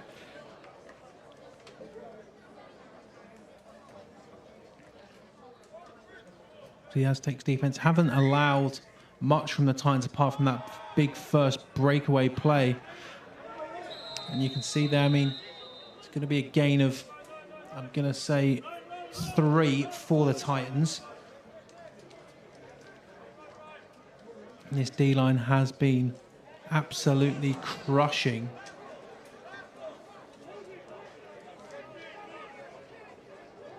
Titans trying to go quick here. They bring Alex Baldry into the backfield. He'll be faking the handoff. Martin throws it. There is some space there. Oh my Lord! It's going to be another spectacular play from the Manchester Titans. Absolutely amazing. Sam Penfold bringing it to a one-score game. And you know what? I know it's cliche, but I think we may have a game on our hands. How exciting to watch. I know that it's just one big play, but Sam Penfold sauntering off the pitch. And there was a lot of noise. I don't know if you follow the Playmaker Alley YouTube accounts and Instagram accounts but this week, it's the Coventry Phoenix, also one of the Bristol Aztecs coaches and one of the London Warriors players, Jamal. They get together, they have a talk about what's going on in Britball at the minute. There's a lot of talk about Sam Penfold and what he's managed to do this year. That's his second long touchdown, and they just managed to get over the head of the defender. I thought, honestly, that Manny Aze was going to try and get the ball at first. That ball from Martin on a play action as well, stepped perfectly into the throw. Really, really nice quarterback play from both quarterbacks today so far. Obviously, Gretzinger, upper hand at the minute, but if the Titans defense can get a stop here, then we set up nicely for a very exciting second half. It's all about whether the Titans can actually get a stop here and turn the tide. Well, it's so strange that you were discussing about whether or not the leg of luck would be called into doubt by the Bristol Aztecs, with the Titans scoring being the problem there. And I think we can clearly say that I imagine there's probably a conversation happening in a huddle with the Bristol Aztecs coaches as this ball gets kicked away, and it looks like it's going to be St. Robinson who's going to return it. He's got AJ Carr out to block in front of him, and the former captain of the Clemson Tigers is going to get that to about his own 38-yard line. Certainly winning the field position battle today, Bristol, with another great return there. Lenkowski has the leg to put the ball out for a touchback out the back of the end zone.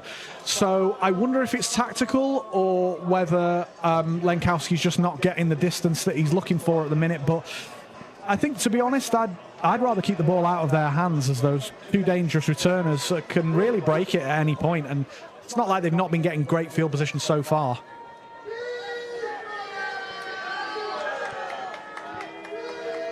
So it's going to be Ampoma in a running back. It's going to be given to him on the right-hand side. Already stretching out, tries to stiff arm. There's going to be a decent amount of yards. Oh, that's a lot better than I thought it was. I hate it when the horizontal runs, they always dupe me, but... So Titans going to have to start tackling Ampoma low, because so far I've seen maybe 3 or 4 runs where he reaches the sideline, guys are just bouncing off him, and each time they bounce off, he's falling forwards for an extra 2-3 yards. They need to start tackling him down low, otherwise he's going to keep continuing to power through these tackles and gaining those extra yards, which they're all going to add up. And we can even see it from up here. Ampoma is a big human being. It's going to be going to him again. And just runs into a brick wall. And he's not going to have a first down by my eye. Looks like the referees have signalled for a first down. Oh, have they? Espina and Madugu both combining that tackle, but not quite enough to stop Ampoma from getting that first down. Again, that initial tackle, I think, attempt from perhaps Jack Mayfield, or it could have been from Fagan. Not successful. Ampoma managed to power his way forward for another first. So empty for the Aztecs now. And now Gretzinger is going to be looking to get it out to St. Robinson. He's going to be able to spin round. Keeps on spinning. It's going to be a good chunk of yardage. Looks like 8. A lot of high tackles from the Titans here, or grasping at air. I think they need to break down, keep their eyes on the hips of the ball carrier, and then explode through the tackle. Missed tackles will be a huge issue if they continue in this game, as we've already seen on players like Ampoma. Loving this empty set, and why not? You can see Gretzinger already eyeing up Petrie, number 86, on his right-hand side. Fakes once. There's some space to the right-hand side. Gretzinger is going to take it. And he's just going to run out of bounds, enough for a first down. I mean, we know that Gretzinger is a threat through the air, threat on his feet as well. He's already got 1 touchdown on the day already. Penalty flag down in what would have been the secondary here. Kind of looking like it could be against the Titans. I mean, you can sort of tell by the body language of players as they come off whether or not they've drawn a penalty flag. Unsportsmanlike conduct.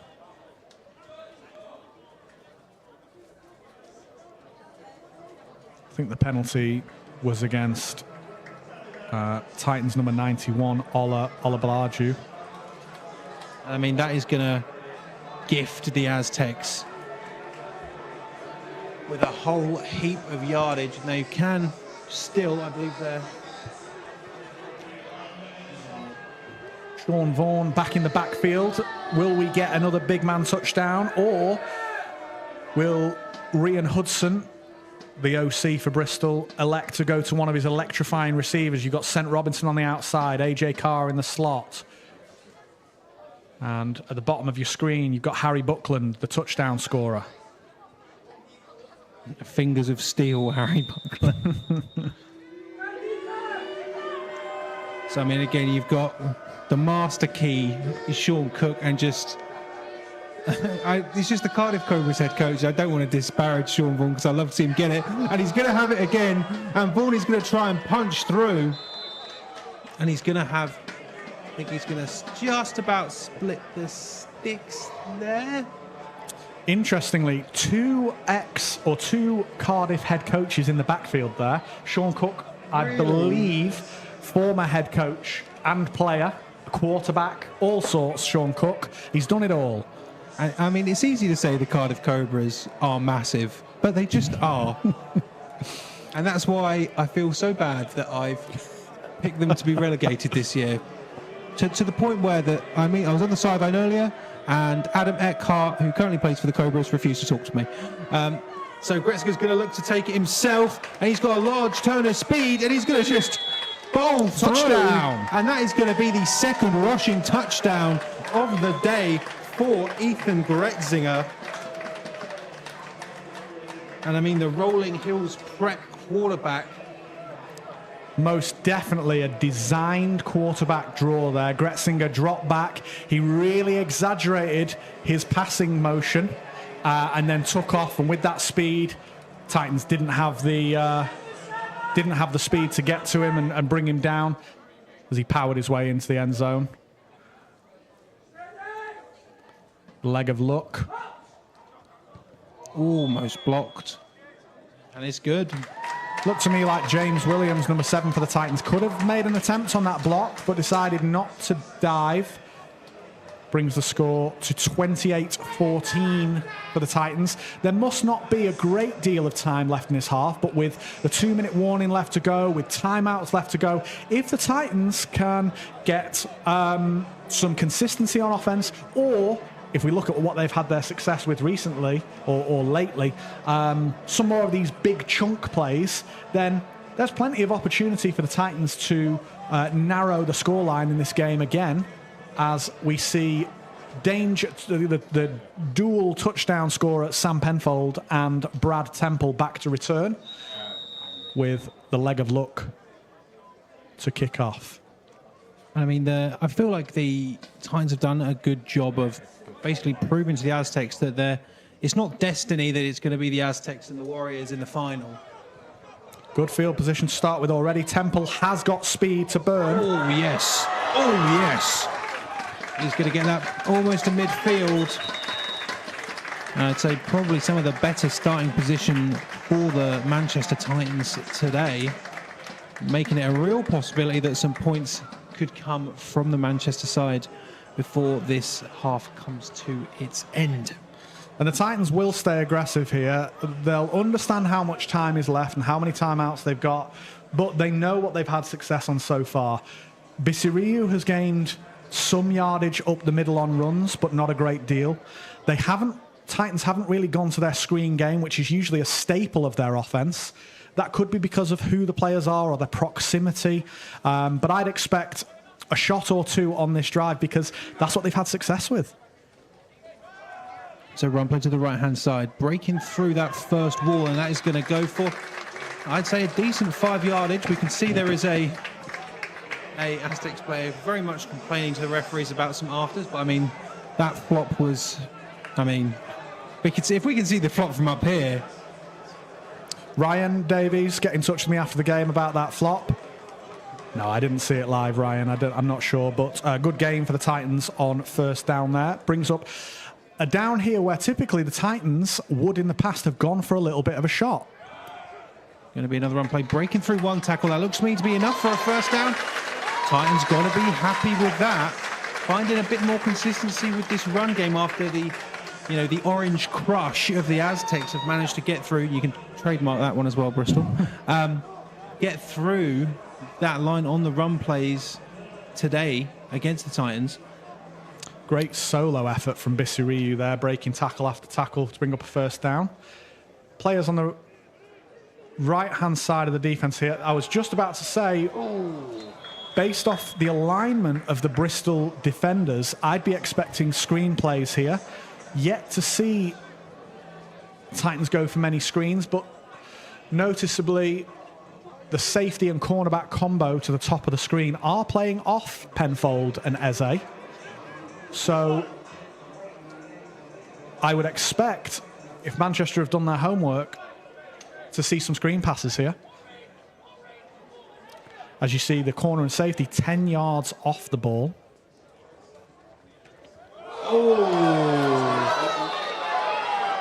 And Fofana, they're getting into the backfield.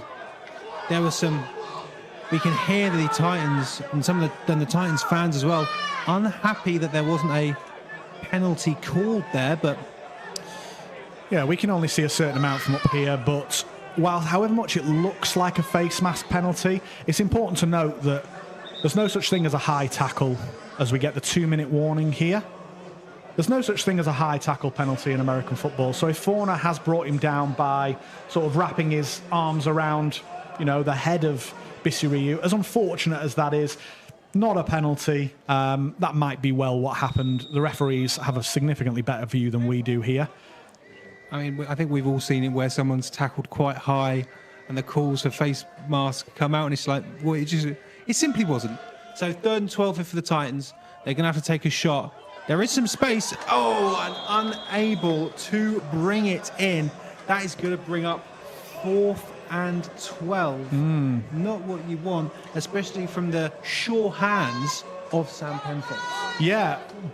not a terrible ball from Martin there. It was over the top of the defender. Perhaps it died a little bit towards the end, but Penfold should still be catching those. And if I refer back to the stream 2 weeks ago when we were talking about Penfold playing Coventry Phoenix, one of the criticisms of Penfold is perhaps that he does the hard things, but sometimes the simple things is where he perhaps falls short. And that's one of those occasions, I think, as we see Lenkowski back here to pin the Aztecs deep.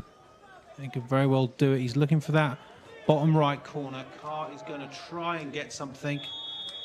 Let's see where they're going to mark that up there. I mean, AJ Carr's pointing at the 12-yard line, but the Aztecs are going to be starting on their own 11. So huge drive here for the Manchester Titans. If they get a stop here, I think that they can, go into the half, go into the locker room with their heads in a place where they know that they can compete. If, however, Bristol do manage to score here, that could completely change the mentality of the Titans as they go into the locker room and think, well, we've got a hell of a deficit to erase now, as Bristol once again, I think fourth or fifth drive of the game, and have only been kept off the board once. We'll see what they dial up. So bringing Cook and Ampoma in. Cook's going to move over to the left-hand side. Going to go to Ampoma up the middle. There's certainly some space, and I think he's going to dive enough for a first down. And I felt like I was about to commentator's curse the Aztecs there. I mean, in this situation, time's running out, despite the fact that you have got, I believe, all of your timeouts for both sides. You're going to be expecting the Aztecs to at least once try to use the arm ability of Gretzinger. But it's going to be a run to the right-hand side now. And I mean, just breaking through some tackles there. And I mean, a great tackle there, almost a slightly ghost tackle there. I was too busy looking at the arms, but I believe it was number 18, Abdul Madugo, I think, came up with that tackle. And I think what we're seeing here is just a complete wearing down of the Manchester Titans D-line from this impressive offensive line for the Aztecs. Early on, perhaps the Aztecs were getting a feel for the Titans D-line, and now maybe they've got the measure of them, and Ampoma is just running wild, really. It's going to be a case of how aggressive are the Aztecs feeling? Will offense coordinator Rian Hudson dial up something spicy? I can certainly say that with the mentality that I have and the mentality of the Titans of the past, I can't speak for this coaching staff. If we were in their situation, we would be looking to put nails in coffins and keep the foot on the neck, on the proverbial neck of the Titans. So, difficult to say. Why not keep running the ball? But with time ticking down, the Aztecs could really do some damage here if they manage to get into the end zone. Well, I mean, one thing we have to discuss is Gretzinger's only passed for one touchdown today, but got 17-2 touchdown to interception ratio. Oh my Lord, I can't believe he's done that. AJ Carr is off, and I mean a great chase down tackle as well. But I mean, just basically batting that ball to himself. James Williams on the tackle, and it's going to be a timeout called for the Aztecs. So impressive from AJ Carr. He really is electric.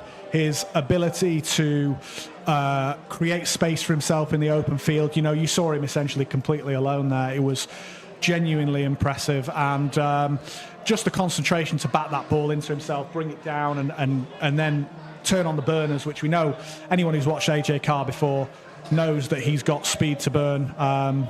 Really impressive stuff. And it just feels as though we've seen the Aztecs, and to be fair, we've seen both sides dial up these fantastic catches today. Whether it be Buckland, fingertips of steel, or Carr there being able to bat the ball to himself, as well as Penfold's 2 touchdowns. I mean, realistically, some of the best football that I've seen all British American football season long. Yeah, great to watch. I think this game so far is really everything we hoped it would be. You know, we've got plenty of scores that people are scoring in different ways. We've got phenomenal catches, great tackles. It's setting up for something nice. You know, essentially the Titans need to get this stop here, otherwise they're in a really tricky situation coming out in the second half. 1st and 10.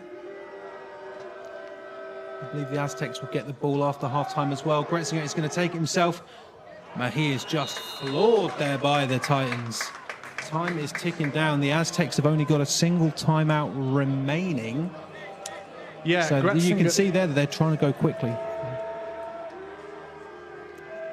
Setting up again here are the Aztecs. And this time Gretzinger is going to try, he's going to roll out. He's going to try and find someone for his second passing touchdown of the day. I mean, maybe he saw the photographer wearing a lovely orange media high vis and thought, wow, what's that receiver doing so open? They're not too far away from each other. Be mindful too, there's someone down on the Manchester Titans sideline here who's suspiciously wearing suspiciously close to the Bristol Aztecs. Suspiciously fluorescent. Terribly dirty tactics from the Titans there to have someone on their own sideline in essentially the same uniform. You can't see him on screen right now, but we'll make sure to point him out as we get a 3rd and goal from the Aztecs here. So a clock stop because of that pass. Carr in motion to the left-hand side. And Gretzky, he looks to take it himself. Oh, and the Titans have a great stop there. It almost looked as though, to me, that Gretzinger turned back towards himself in an attempt to maybe shovel past the ball off again, as he's done before.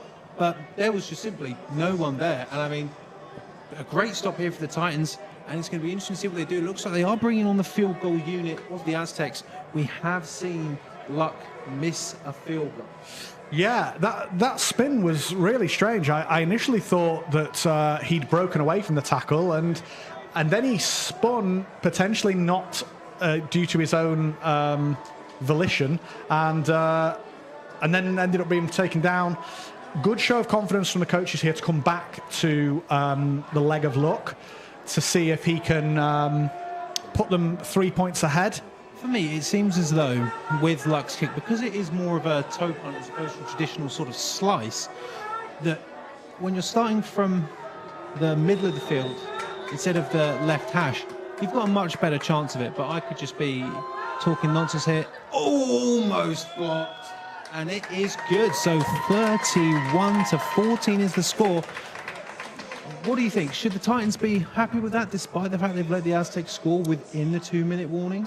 I think before the game, the Titans are going to be unhappy to concede any points. But given the fact that they have seriously struggled to stop the Bristol Aztecs offense on every drive, apart from the one where, Luck missed his kick, which in reality, a couple of inches one way or the other is another score.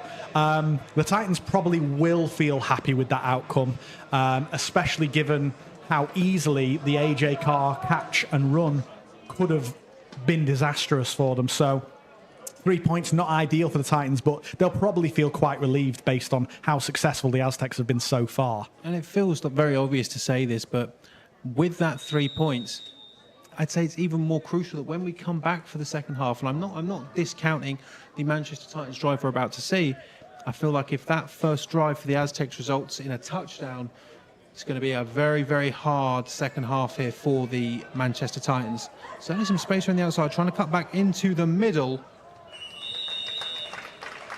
A great tackle there. It's going to put the Titans in a dubious situation. But we know, to be fair, I don't know why I'm saying that, because both of these schools, the Titans, have been on long, impressive throws. I mean, they're going to double up. Yeah, we know that Martin's got the arm. What I'm curious to see now is, can he make some chunk plays that aren't just a vert down the sideline or a seam up the middle? Is he going to be able to throw the outs, the posts, and is this offense going to be able to move the ball with the time that they have remaining? Wrapped up there, but more traditional. Strange that you're going to go to more traditional Titans football right now, as opposed to maybe saving it for the opening break of the second half, but gain of 1 on the play for Manchester, or gain of 2 on the play for Manchester. Yeah, and a boundary screen to the bottom of the, or should I say, there's the half. I suppose the Titans knew the time. Yeah, I was going to say. And were just seeing if they could make something happen, I suppose. So, I mean, 31-14 here. I don't think it's as cut and dry as that score may suggest. There have been some gaping holes in the Bristol Aztecs defence, and I feel as though the Manchester Titans run game is certainly improving as we've gone on with this game. Yeah, and, you know, it's tough to say that the game is... You could make an argument, I think, for either case. This game is very one-sided and the Titans have just had 2 big plays. Or you could make the case that, well, you know, Titans have identified this and have taken advantage of this, and they could continue to do that for the rest of the game unless Bristol make some adjustments. But when you look at the scoreline, ultimately it's going to be a case of, are the defence for the Titans going to be able to get a stop or two? Because if they can, then maybe this Titans offence can catch up. But if they're unable to, then Bristol's offence is going to keep doing what they're doing, and it really doesn't matter what the Titans' offence then does, because they're never going to be able to erase that deficit. So as key as it's going to be for that Manchester Titans offence to come out firing on all cylinders, it's also going to be a massive thing for the Titans' defence to get some stops, to force the Aztecs to some turnovers, a punt, or you know, an interception, fumble recovery, something like that. To give the Titans offense a chance to catch up. I think that's completely fair. I mean, I always talk about momentum in these games, and truthfully, with these big plays from Manchester, and also the Manchester defence making sure that the Aztecs don't score going into the second half, only limiting them to a field goal. Personally, despite this scoreline, I don't think that, you know, the fictional momentum meter that you may have in your head is fully orange. I really do not feel that way. I think that the Titans, I'm sure there may be some heads that are potentially beginning to drop. If there are any dropped heads on the Manchester Titans sideline, then I mean someone needs to go and pick those straight up, because I don't think the Titans are out of this game yet. The Aztecs need to keep that rotation going, and I mean this isn't the time to, you know, bring in the talent that you have for lack of a better word, garbage time. This is not garbage time. This is still playoff football, and you are still facing the Premiership North champions. Yeah, and as the Bristol defence, how can you truly relax when you've had those 2 big plays and you know that Martin has the arm that he does? You can't fully relax, and you can't take that sigh of relief to say, okay, you know, it's 31-14, and realistically this game we can see where it's going, because, you know, 2 offensive plays in 2 drives, they can happen on every drive that Manchester has now, and it's just a case of Martin picking out the right person. But you know, Gretzinger's been impressive with his running the ball, his passing the ball, some amazing catches, passes and catches down the sideline to AJ Carr on his one-handed catch, and the catch to Noah Clack down on the 30-yard line, which was really impressive. So Bristol have to stay the course. If they can tighten up on defence slightly, then they elude the risk of those deep plays. But if Bristol just stay doing what they're doing, okay, then I think they're going to come out and it's going to be really difficult for the Titans' defence, especially, to deal with that attack. Because the run game up the middle for the Bristol Aztecs is really starting to tee off. We saw it on the last drive there with Mpoma was just teeing off on that defence. And the pass game is always available with players like Petrie and Carr. I mean, it seems as though, especially towards the dying end of that second quarter, that the run game of the Titans was actually starting to pick up a bit of momentum when, you know, it had realistically been a crushing vice from the D-line of the Bristol Aztecs. So it'd be interesting to see if that's going to continue, whether the interior of the defensive line or the interior of the defense for the Bristol Aztecs is going to allow the Titans to pick up some more momentum in that run game. Lots of questions still yet to ask, and thankfully we've got another half of football to answer them. Can't wait, looking forward to it. I will just give you a quick read from one of our sponsors before we leave, and then we'll leave you for a little break. So the Titans would like to announce a brand new sponsor. The Brotherhood of Pursuits and Pastimes is our favourite sports bar in Manchester city centre. At this bastion of taste and live games, we celebrate the greatest show on earth. The famous victories, the brave defeats, and sometimes even a scrappy draw away from home. But most of all, we celebrate the good sports, those who play and watch the game with integrity, humility and respect, regardless of odds or outcome. This bar is for those people. Thank you to the Brotherhood for supporting the Manchester Titans. Excellent first half. Look forward to the second half, and we'll see you shortly.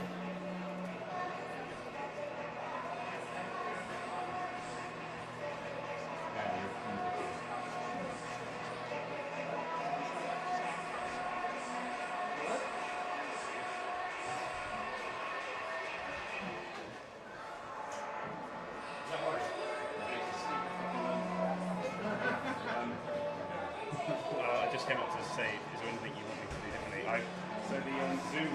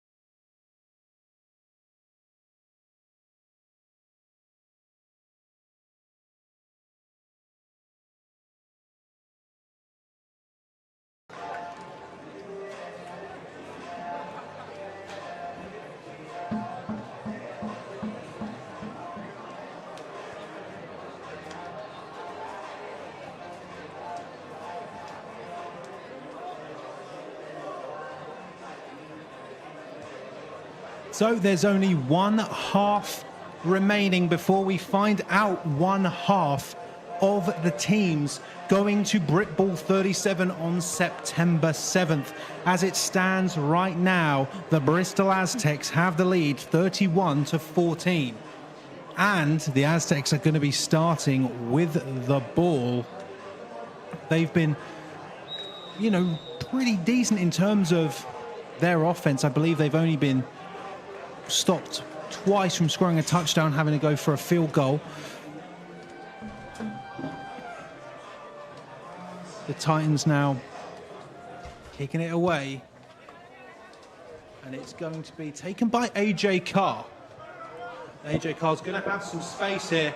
AJ Carr's going to have a fair bit of space there, but I mean, number 17, he kicked the ball away and he made the hit, and it looks like we've got maybe a little bit of extracurriculars here, but no flags come in. And what a surprise. It is going to be number 15, Josh Ricketts, who, strangely, as much as I do like Josh, he does seem to find his way on the end of some of these fracas, so to speak.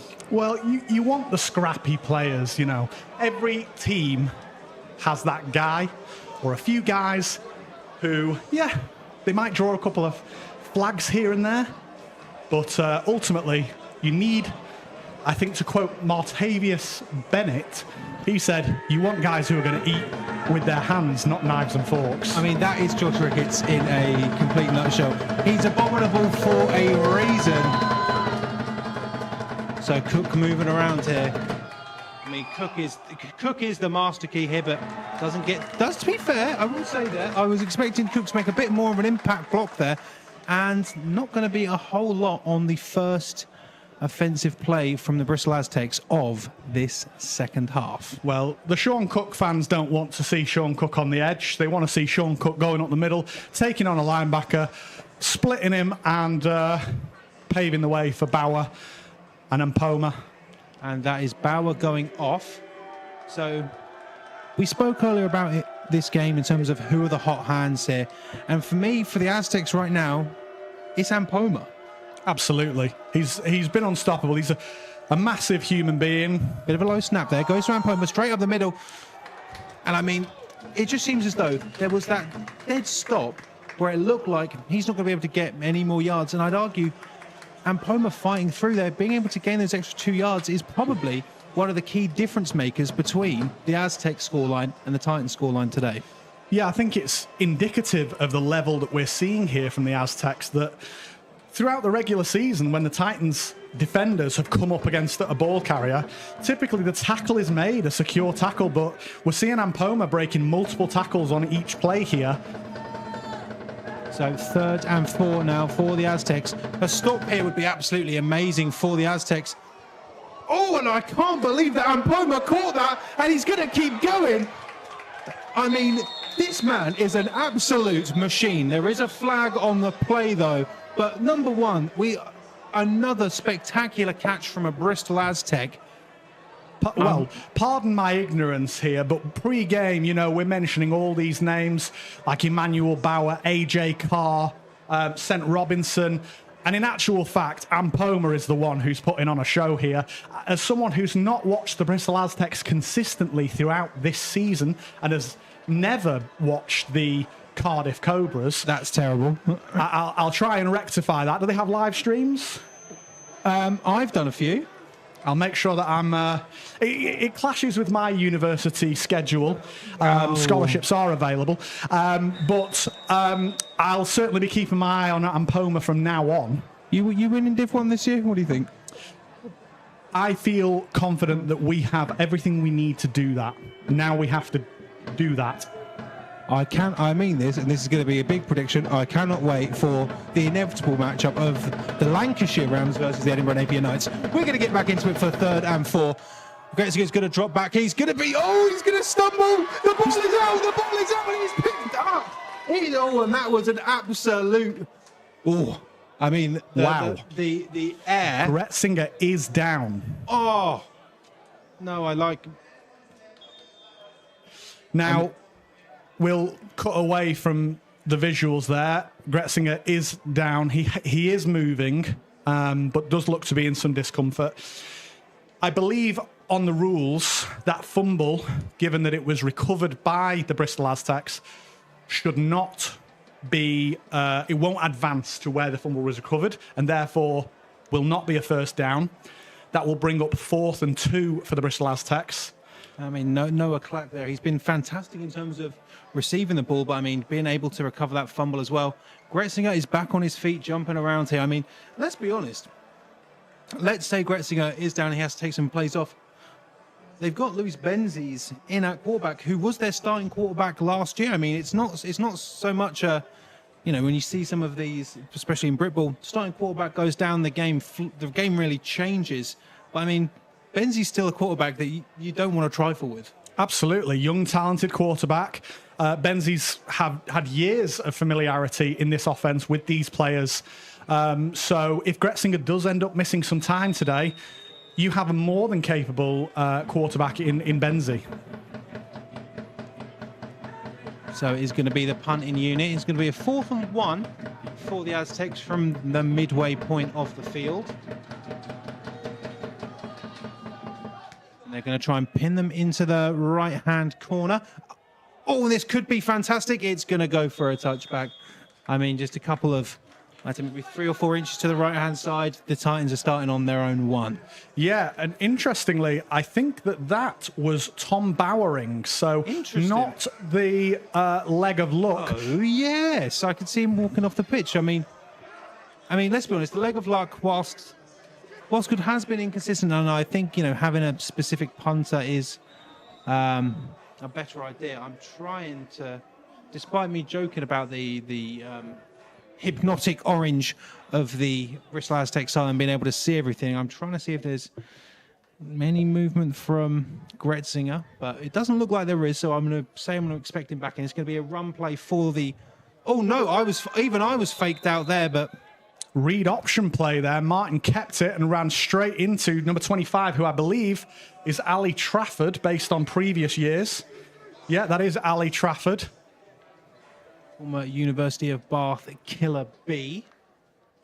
I do wonder how they'll do this year, but this is not a British University American football platform. So 2nd and 8 for the Titans. But they do have to strike while the iron is hot. It's going to be another run play going to the left-hand side. A lot better this time. It's going to be enough for a Titans first down. Nice. And a flag comes in here. I mean, it's always difficult when you're going over to the opponent's sideline. Nice blocking on the edge there by, I think, Brad Temple.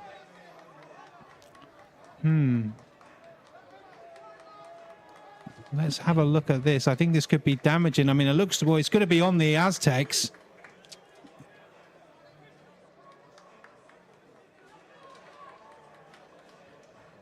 Unsportsmanlike conduct against the Bristol Aztecs gives Titans some life.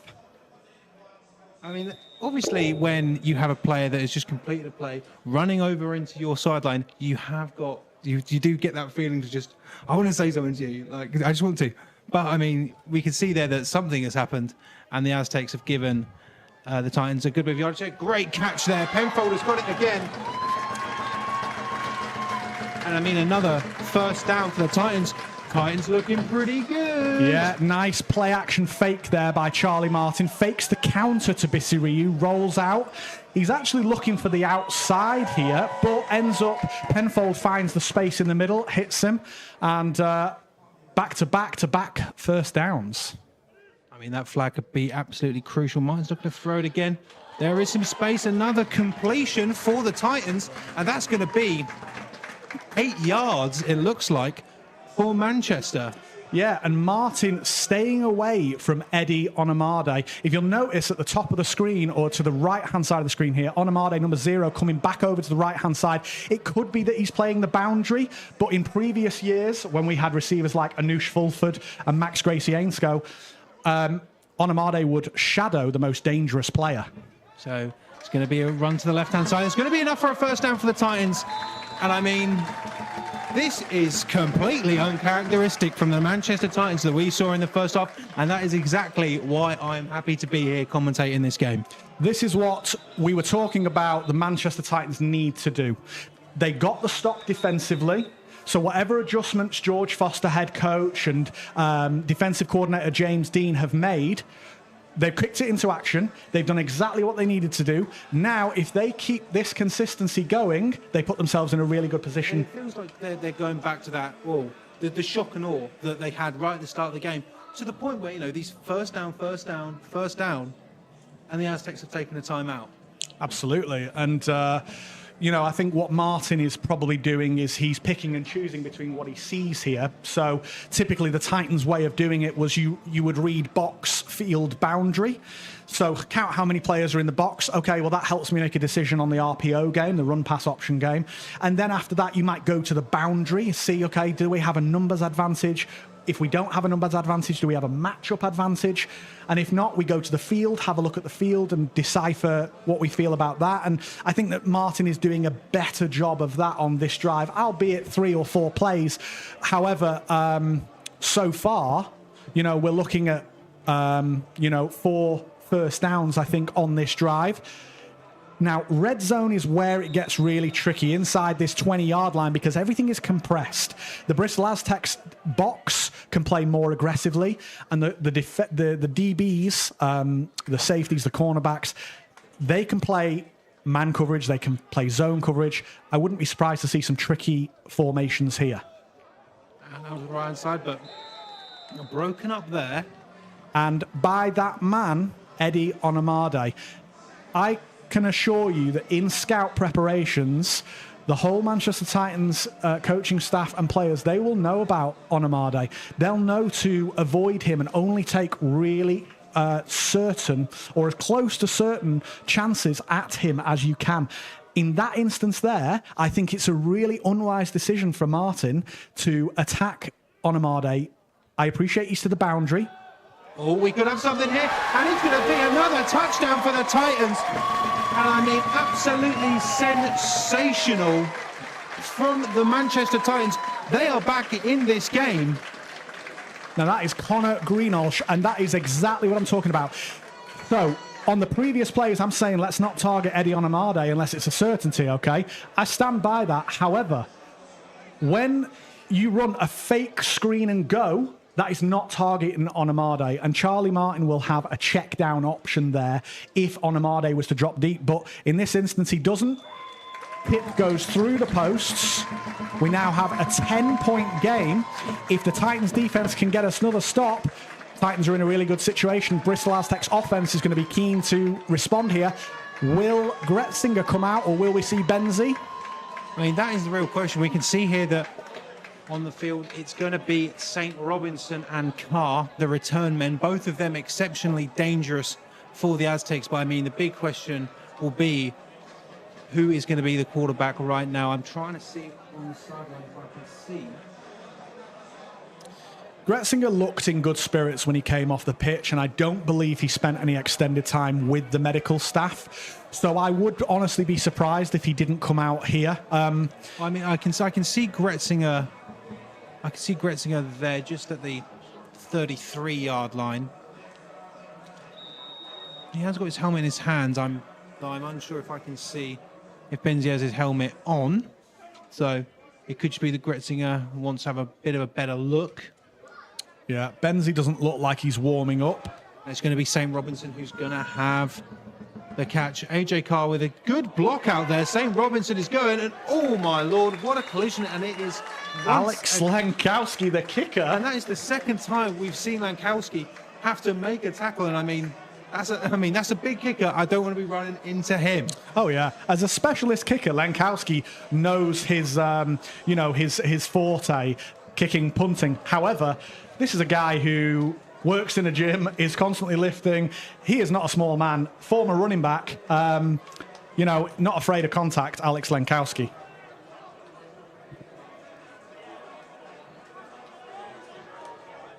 So it is going to be Gretzinger. So the injury was thankfully not severe.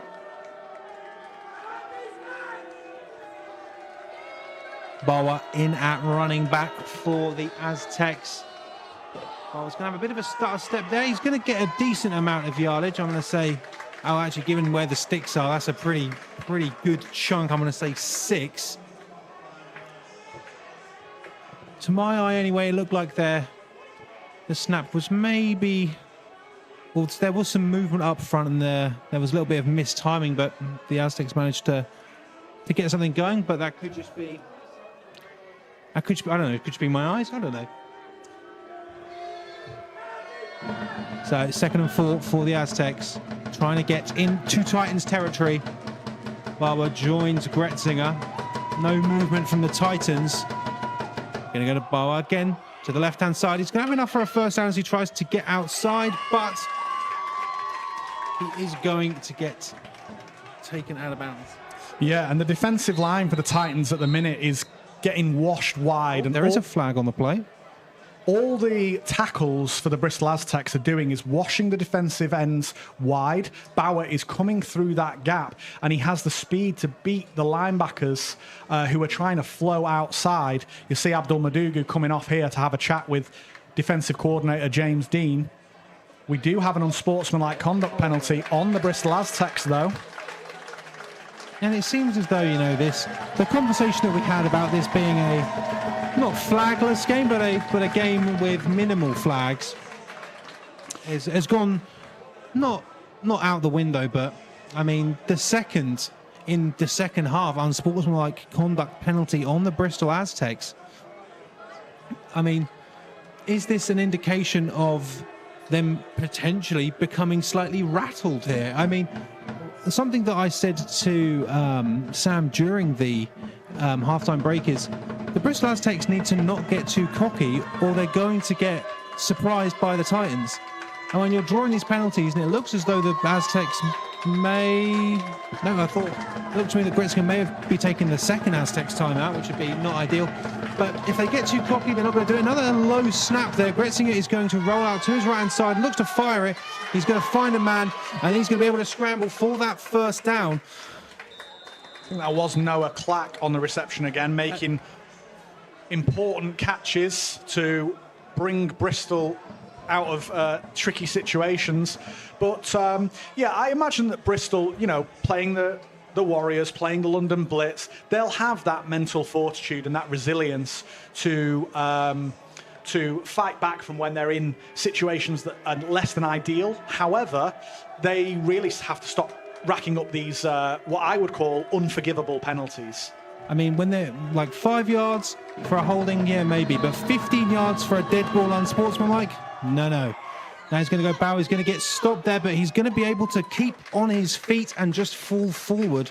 I mean, when I spoke to head coach of the Bristol Aztecs, Pete Jones, before the game, he did express me, 13 games for the Aztecs this season, with those games in the CEFL against Amsterdam and Karlstad versus the 7 of the Manchester Titans due to the Edinburgh Wolves dropping out of the league and the Newcastle Vikings giving a walkover to the Titans. He said there is an argument here to say, are the Aztecs worn out or are they battle tested? And I feel like this is where it's going to be absolutely key for them to find out whether they are battle tested. And penalties like that, not good. Oh, and we saw that play earlier in the game and it didn't really have much success, but it's going to amount to a first down for the Aztecs. Quick toss play to Ampoma, just rotating through those two backs. Bauer seems to be doing light, nimble work in between the tackles, and then Ampoma's coming in and running over these tired defenders. Whoa. Are you forgetting about Sean Vaughan? Never. The Cardiff Cobras head coach, goal line specialist. And goal line specialist.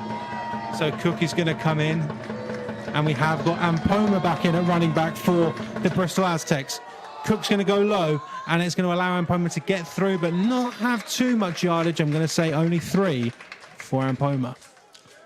I think that's the first time in this drive, perhaps, that the Titans have managed to get a somewhat of a stop on first down. And I say that after the Bristol Aztecs gained 3 yards.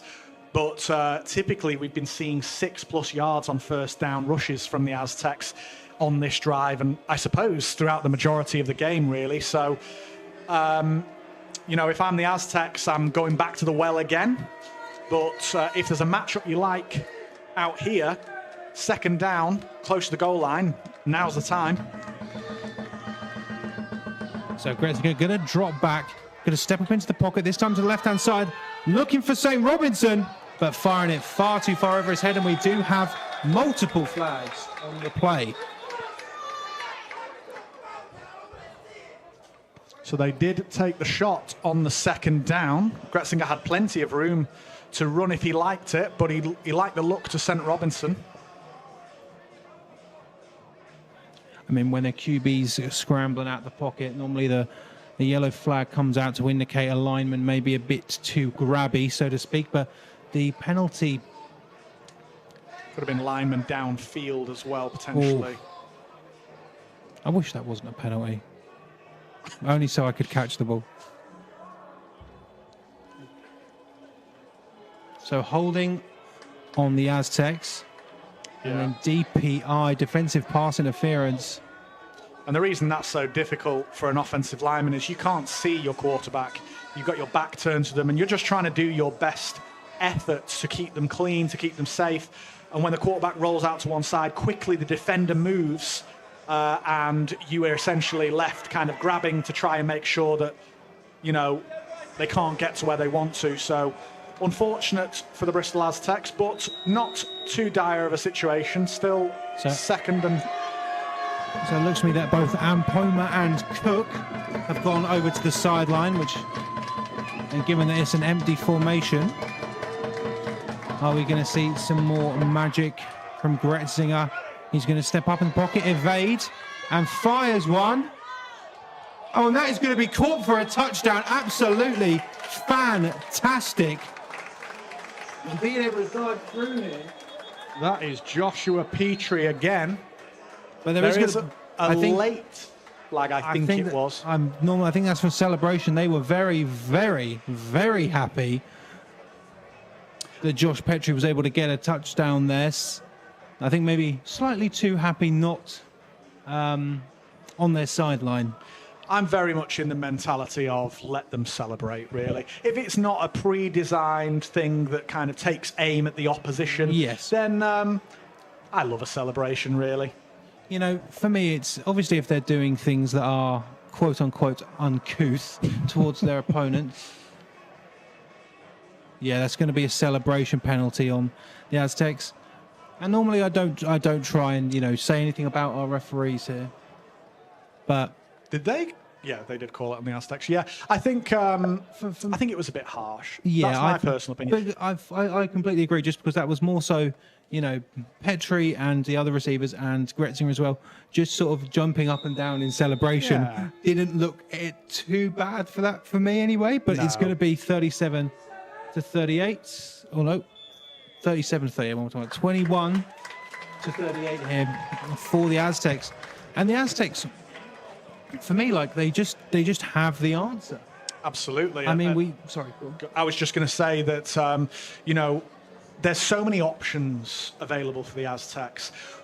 The running game has worked. The passing game to everybody has worked. So it's a case for the Titans of, well, you can perhaps try and pick your poison. Are we going to shut the run game down? Well, the pass game then opens up. Are we going to shut the pass game down? The run game then opens up, and they haven't done a particularly fantastic job of consistently stopping either of those things. And then, take into account the fact that Gretzinger can run. So you go empty and you drop all of your, you've got your pass rush, of course, but you drop all of your DBs back. If it's a draw play, like we saw Gretzinger score down on the right-hand side of the screen in the second quarter, you're in a situation where you're not really able to stop the pass, the run, the quarterback run. So it's really going to be on the Titans' offense here to try and do what they've done in a few of their drives and put themselves in a position to score and keep themselves in this game. I mean, for me, it's the Manchester offense came out very, very hot in their first drive of this quarter being able to score. And I think that, for me, there's no reason why the Manchester offense aren't going to be able to do that again. But it's still going to be a case of balking the kick there. Yeah, I don't believe that's a penalty, but there's certainly some calls for it. I think that may just be inexperience of their kickers, given that Spencer Cutland is not playing today on the sideline. I think you're right. So the 15-yard penalty at the end of after the touchdown meant that the Bristol Aztecs were kicking off from deep in their own half, brings the Titans after the return from Brad Temple out to the 39-yard line. And the man who caught the touchdown for the Aztecs, Josh Petrie, on the tackle as well. He has had a good game. So I suppose it's down to the Titans offense to try and play keep up here. I think it is going to be a case of the score that the Aztecs were able to put on them in the first half may potentially be slightly too much to overcome here, just given that the Aztecs have been able to dictate the pace on offense. But I said coming into the second half that the Titans' run game was starting to gain a little bit more shape and get through the vice of the interior defense of the Aztecs. But I was about to say potentially not, but that's not a horrific gain for a first down. No, an offensive coordinator for the Titans, Alex Challens, will be content with 3 yards per play typically. 4 yards per play typically. So, great catch there by Penfold. So they'll be happy with these short runs, because what that then opens up for are the plays like that to Penfold, where you have to bring defenders into the box to deal with the run. Opens up for the passing game. So I would expect to see a lot of RPOs here, run pass options from Alex Challens, the offensive coordinator. It's just about whether Charlie Martin can make the right choices. I wouldn't be surprised to see a Charlie Martin run here. Gets it out. It's going to be enough. Ooh, maybe slightly too presumptuous there. Or it's going to be second and inches here for the Manchester Titans. Yeah, that's that counter screen again that we've seen. Martin reverses field, makes it look like he's going to hand the ball off to Bisiriu, and then gets the ball out to Mani Eze. These are those horizontal screens. Well, I don't think you can have too many vertical screens now that I think about it, but that horizontal run game, let's call it. It's going to be a run play. It looks as though there's not much. We may even see... Third and short, I think I don't know if you can have short inches. We may have to bring out the old classic sheet of paper to go in between the ball and the down marker, which was... And it is still third down. I think the Titans are in 4 down territory here. I completely agree. I think it's not an easy thing to do, but when you really stack the box, it makes it, a real gamble for the offense, because they could go for something amazing. I mean, I saw it last season in British University football with the Warwick Wolves. They had a QB sneak that went for about 80 yards, and they did it twice. Oh, and so close, but that's going to be enough for a first down. Joseph Fofana was right there, but he just could not complete the tackle, I should say. And that is going to give the Titans a fresh set of downs inside of Aztec territory. Yeah, just about enough there from Bisiriu, who's coming off the field. They brought Nathan Jukes on, a bigger back. Could be to give Bisiriu a rest, could be because they want a more powerful running game, or it could be that they recognise Charlie Martin needs a bit more time in the pocket, and that Jukes provides the pass protection. Well, we can see Jukes on pass protection there. Martin looking for the back. There's some... I've got to say that is PI. They're saying nothing. I don't know about that. I'm very, very surprised by that. The defender did not make a play. We can even see that the referees are having a meeting down there. I can imagine that a late yellow flag might come out here. Normally, when the referees are having a conversation themselves, and it doesn't, and To me, it looks like the referee maybe turned him here. No. Okay. We can see it. I think maybe some of the Titans coaches maybe potentially in a position of maybe getting a yellow flag here, because there is some conversations going on that sideline. I'm very, very surprised by that, and I believe that when the officiating crew watch this back, they'll perhaps feel differently about that play once they see it. The defender made no attempt for the ball, and that's to block a player is not a penalty anymore. It was for, I think, a very short period of time, which was a ridiculous penalty, honestly. However, Manny Eze was definitely interfered with in his attempts to get the ball. There is a Bristol player down at the minute, number 99. That's Adam Eckhart. But he is up and walking off the field. Another card of Cobra. If you got your bingo sheet, it's an the recruitment. I can't think of the word I'm looking for. The pool that Bristol Aztecs have to draw upon is really impressive. I mean, ultimately, even if they only were drawing upon the SGS Pride, that is an impressive university team to be able to recruit from. But the fact that they have a couple of other teams, Bristol Barracuda are certainly on the up, and Cardiff Cobras obviously plenty of impressive players. So 2nd and 10 here. Mine's going to get out to the right-hand side. It's going to be... I thought that catch was made, but no. Dropped by Eze there. I was just going to say that I think that you have to be... When you're targeting the side of Eddie Onamada, it's not a case of fear. It's more a respect thing. And you have to be certain that you're likely to succeed. I think the risk-reward of targeting that side is high, and it's not like it was a boundary throw either, because the ball is in the middle of the two hashes. So 3rd and 10 here for the Titans. Martin's going to drop back. He's going to roll out to his right-hand side.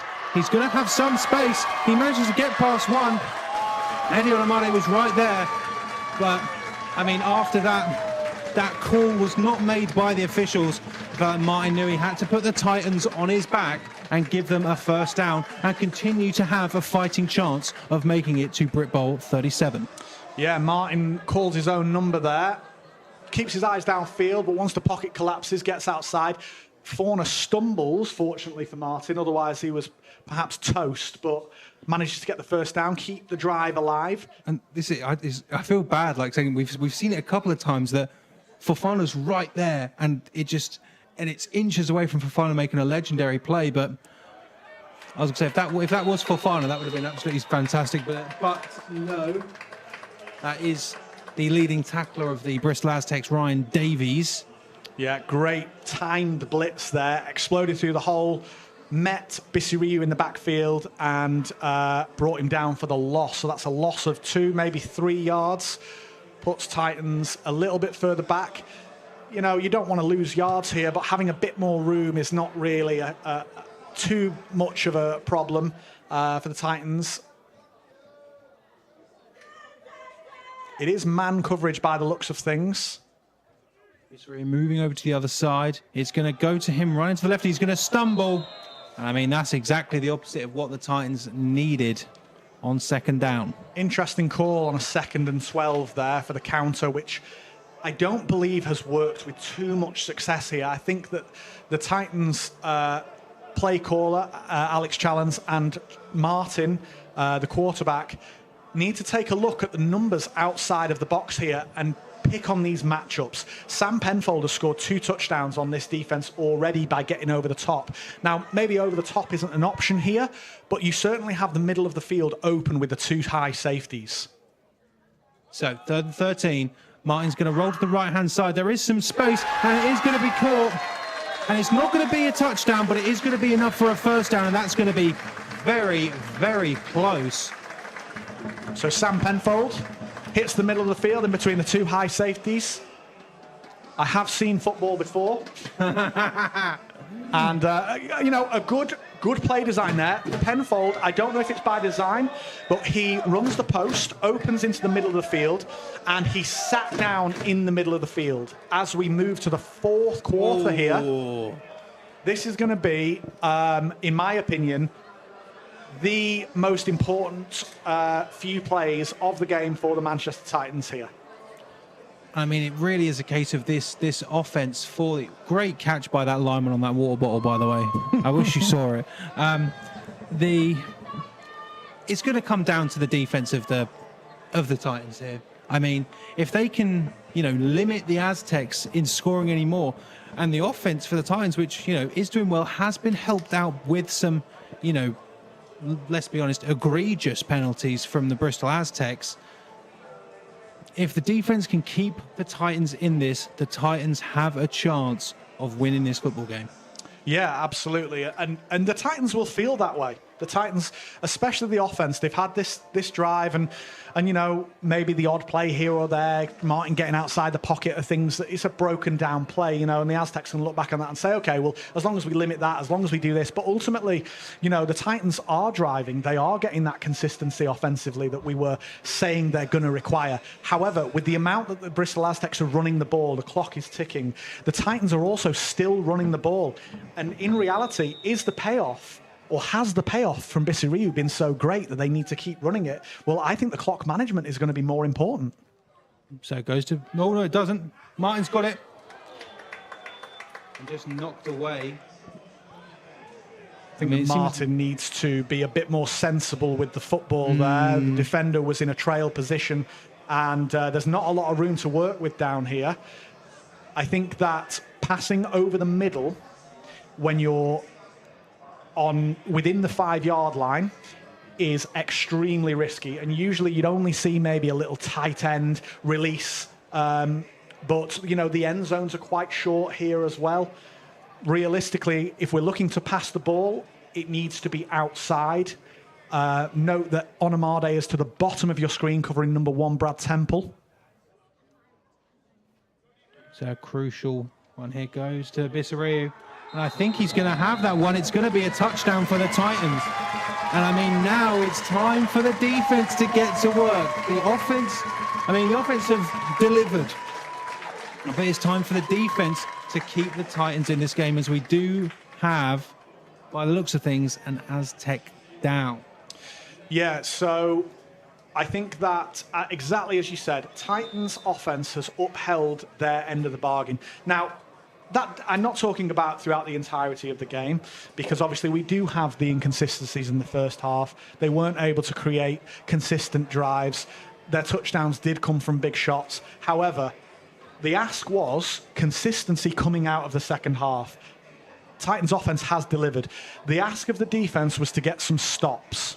They got one stop, then the Aztecs scored. If they can get another stop here, Titans are in a really good situation. Because it's going to be a real struggle for them, with both Bauer and Ampoma being fantastic today in being able to run the football. Less, obviously, Sean Vaughan as well, got to mention that. But, Sean Cook opening up those doors for both Ampoma and Bauer. I mean, realistically, that needs to be stopped. But then, as you said earlier, okay, we're going to dedicate ourselves to stopping this run game. Congratulations, you're going to get Gretzinger, and it's going to go to Petrie or Robinson or Carr. Yeah. Or realistically, who's been fantastic in this game, and not as talked about, I'd say, is Noah Clark as well. Yeah, absolutely. And if I'm the Bristol Aztecs offense here, my mentality is this is potentially about to be a 10-point game, which it now is. The Titans offense, if we're going to break it down, they have to score twice when we're in the fourth quarter, and we have been in the fourth quarter for a few minutes now. If the Bristol Aztecs offense relies on their run game to see out this game, with the likes of Sean Cook, Sean Cook in the backfield opening up for the blocks, and we've got those two dangerous running backs, rely upon the run game, just burn clock, absolutely burn clock, because there's no need for the Bristol Aztecs to panic here. It's a 10-score game in the fourth quarter. while we've got just a second here, I'll read out another one of our advertisements. So we've partnered with Pitman Flannel Company, where timeless style meets rugged comfort. From the sidelines to the great outdoors, Pitman's premium flannels keep you warm, sharp, and ready for anything. Built for legends, worn by Titans. Titans not afraid to be a bit spicy on special teams, and Lenkowski has the leg for it, so... Good ball out there. And it's going to be taken by Carl. He's going to bobble it. Carl needs to get a handle on it. And he's tripped, but he keeps going. And I mean, as kickoffs go, that's exactly what the Manchester Titans are looking for. Yeah, are the Bristol Aztecs feeling the pressure here? This is it. I'm sure that there is... The Aztecs need to strike a balance here between having that pressure and also knowing what has brought you to this point and having a 10-point lead. If they don't, I feel like if they don't start feeling the pressure, lackadaisicalness, Titans are going to have it. If they get too cocky, and they could potentially make a mistake, Titans are going to capitalise on that. They need to find that perfect balance of, hey, this is getting a bit close for comfort here. This offence is cooking, but also look what we're doing on offence and look what we've done all day long. Yeah, regardless of the situation, this offense will be feeling confident for the Bristol Aztecs. They've not really been stopped all day. Oh, and I mean, a bit of a mishandle there. Gretzinger's going to go to the outside and take a slide. Looks like he couldn't really make up his decision there. No, it looked like there was a bit of an issue on the handoff. Perhaps just one or, perhaps Gretzinger turned the wrong way or the running back was not where he expected to be. It's interesting to me. The veteran, I think that's an offensive lineman for Bristol. What's interesting to me is the mentality of a Gretzinger, an American quarterback who's, potentially, I'm guessing here, played the game since he was very young, compared to the average British quarterback. Notice what Gretzinger did on that play. You had the issue with the handoff, immediately turn, run, gain some positive yardage, but then the most important thing he did, he slid to stay in bounds. So this is a really, really interesting thing, and I'm so happy that you've brought it up.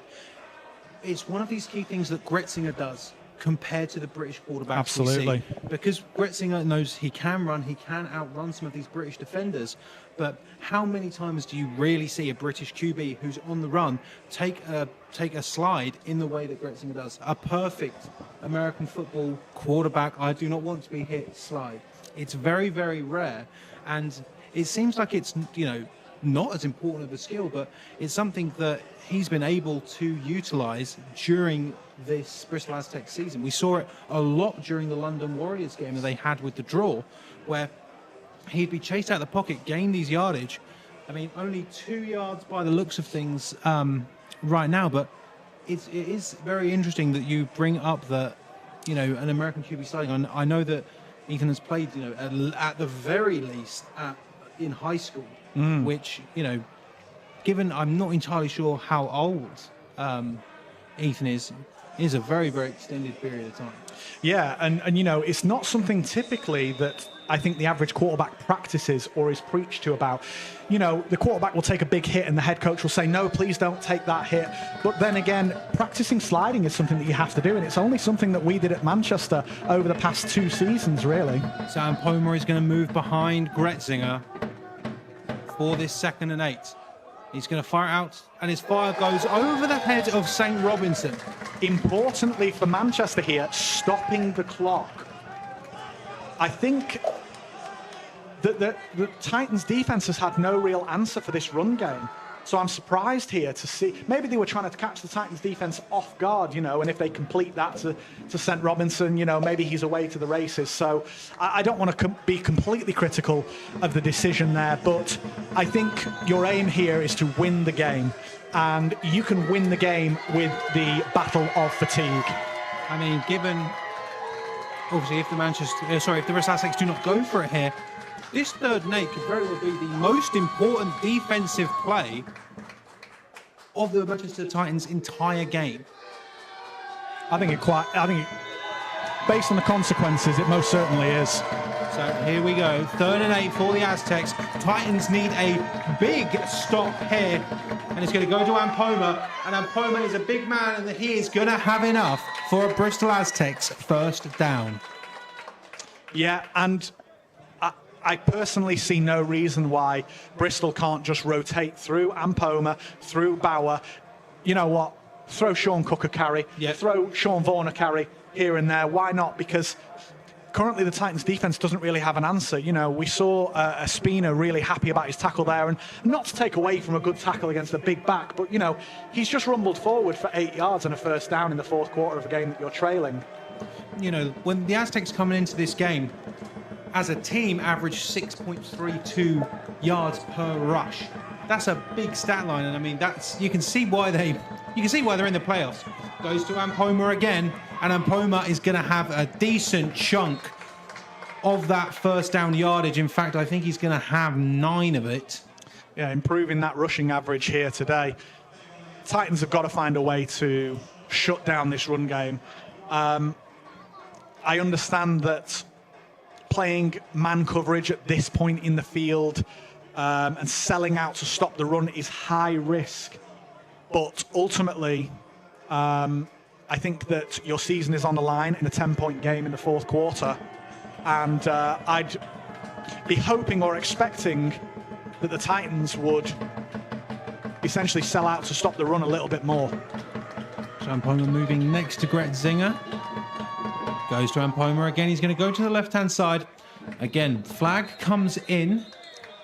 So it was the umpire who threw. There's a little bit of extracurricular, a little bit of pushing and shoving going on, but nothing that's going to draw a yellow flag. But we are going to find out what this one is.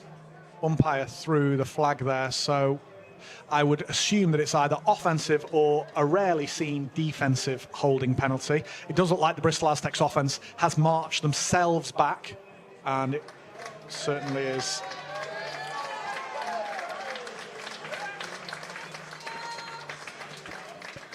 So a holding penalty, which brings up second and a long 10. And that big run from Ampoma, despite impressive and very much indicative of this game, is going to be wiped off the record books. But I mean, given that they're now behind the sticks, are we going to see a potential pass here from the Aztecs?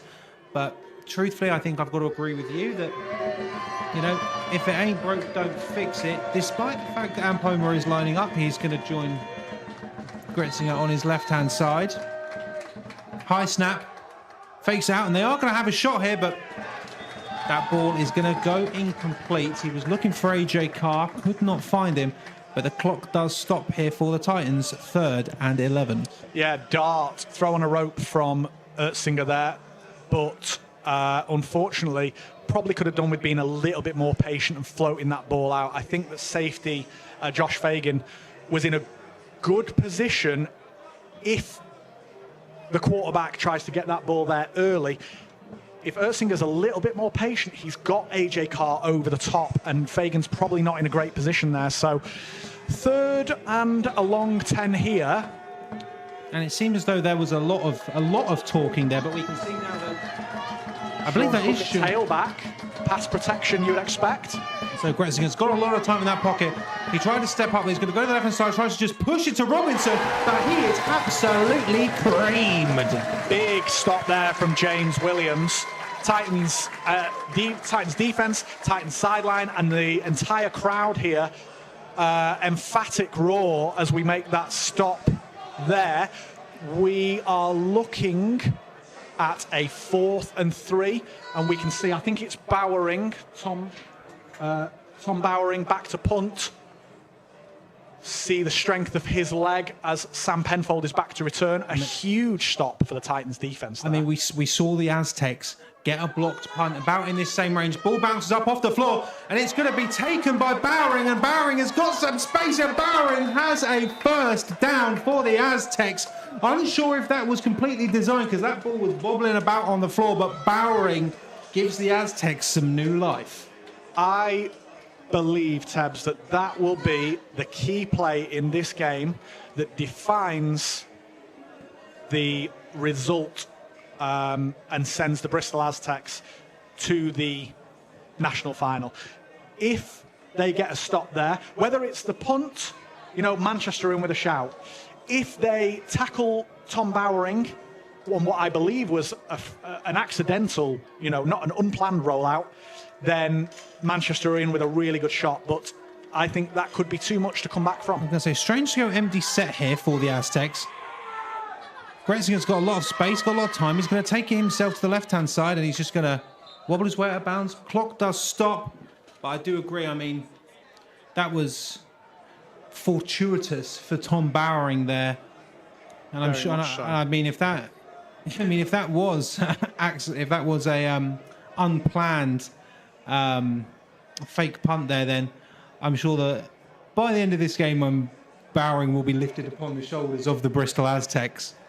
Absolutely, unsung hero for sure. I think it was a smart play under pressure, and unfortunately for the Titans defender, didn't attack the outside hip. We go to the left-hand side.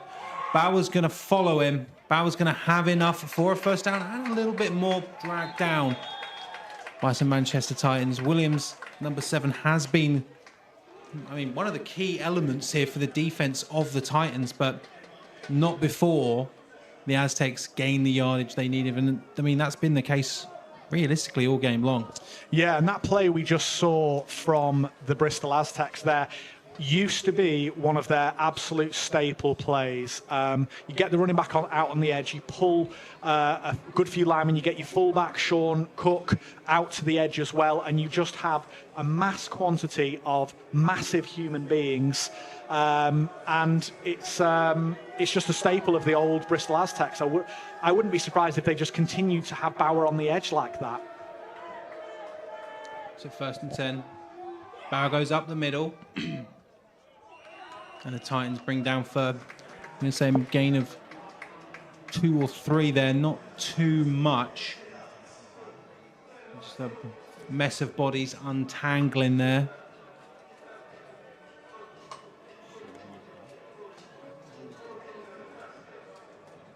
And a successful fake punt in a situation like this, there are some plays that really draw the air out of the lungs of the team that is, chasing that lead. And I feel like that is exactly what we've seen here. The crowd that was here chanting for the Titans, it seems to be that, not that they've gone quiet, as we can still hear them, but it's very much Absolutely. You get the huge stop from James Williams on 3rd down to bring up 4th. And the momentum all of a sudden is palpable. It's on your side. It's measurable almost. And then you get that 4th down, that rush from Bowering to bring up 1st down, and it really deflates you. And not to, bring up history, but if you cast your mind back to the 2023 national final between the Manchester Titans and the London Warriors, that was a really back and forth game. And one key turning point is when the Alex Lenkowski punt hit the Warriors defender on the back of his helmet. The Manchester Titans recovered, went on to score, and that put them ahead really to win the game. It was such a huge turning point, and I think that this result, the result of that Tom Bowering rush, could have the same effect. I absolutely can't wait for this game to be over so I can go and ask head coach Pete Jones, was that a design? I'm sure that he could just lie and tell me that it was, but... Absolutely. So run play up the middle there. Special teams coordinator Jack Mullins will make sure we have a word with him after the game. Or maybe we'll go up and speak to Tom Bowering himself. And this is what's interesting. There's so many, good teams in British University, American football that, their influence can be felt on the Aztecs. Jack Mullins, new head coach of the Exeter Demons. Quality. And they'll be going up against, Sean Vaughan's Cardiff Cobras. It's all very tightly bunched down there in the southwest of the country. Cook moving around. Bauer's going to follow him. That's enough for a 1st down, but out of bounds. And it seems to be that your prediction for what the Aztecs are going to be doing for this game is very much ringing true.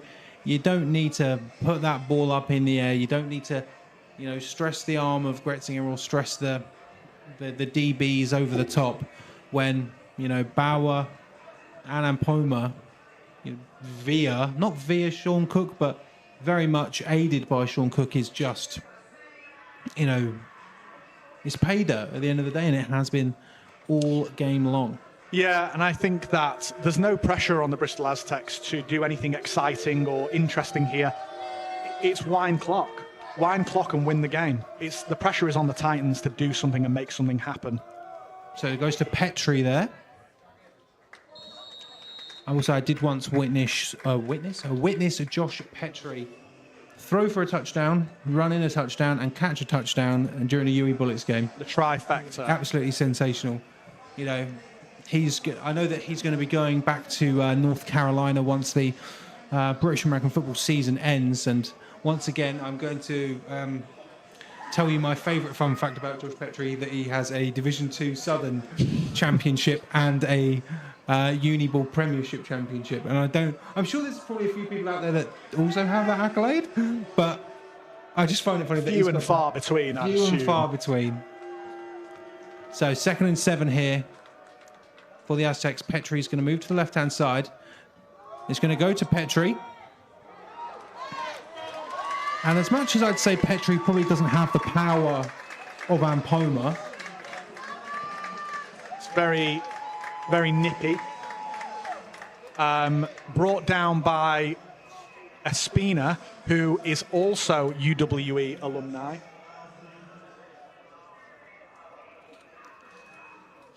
So 3rd and 6 here. Huge play for the Titans. Would remain a 2-score game if they could limit them to a field goal here. But if I'm the Bristol Aztecs, I'm happy to run clock and try and score again to put this game out of reach. I mean, you can see there no backs with Gretzinger. He's going to look to throw it. Oh, boom! That is tight end Alex Baldry, who, as far as I'm aware, has not played a single snap of defensive football this year, aside from that play. He was formerly from SGS Pride and, more interestingly, Laney College. Interesting. The team that was on Last Chance U. That's crazy. So I'm not sure if Baldry was there during that season or not, but what straight comes up with a sack? Question mark. And it looks to be. I mean, you said they're limiting them to a field goal here, so Titans should be very happy with this. The worst it can get for them is a 13-point deficit, which is going to be hard to come by. But leg of luck, and it is blocked.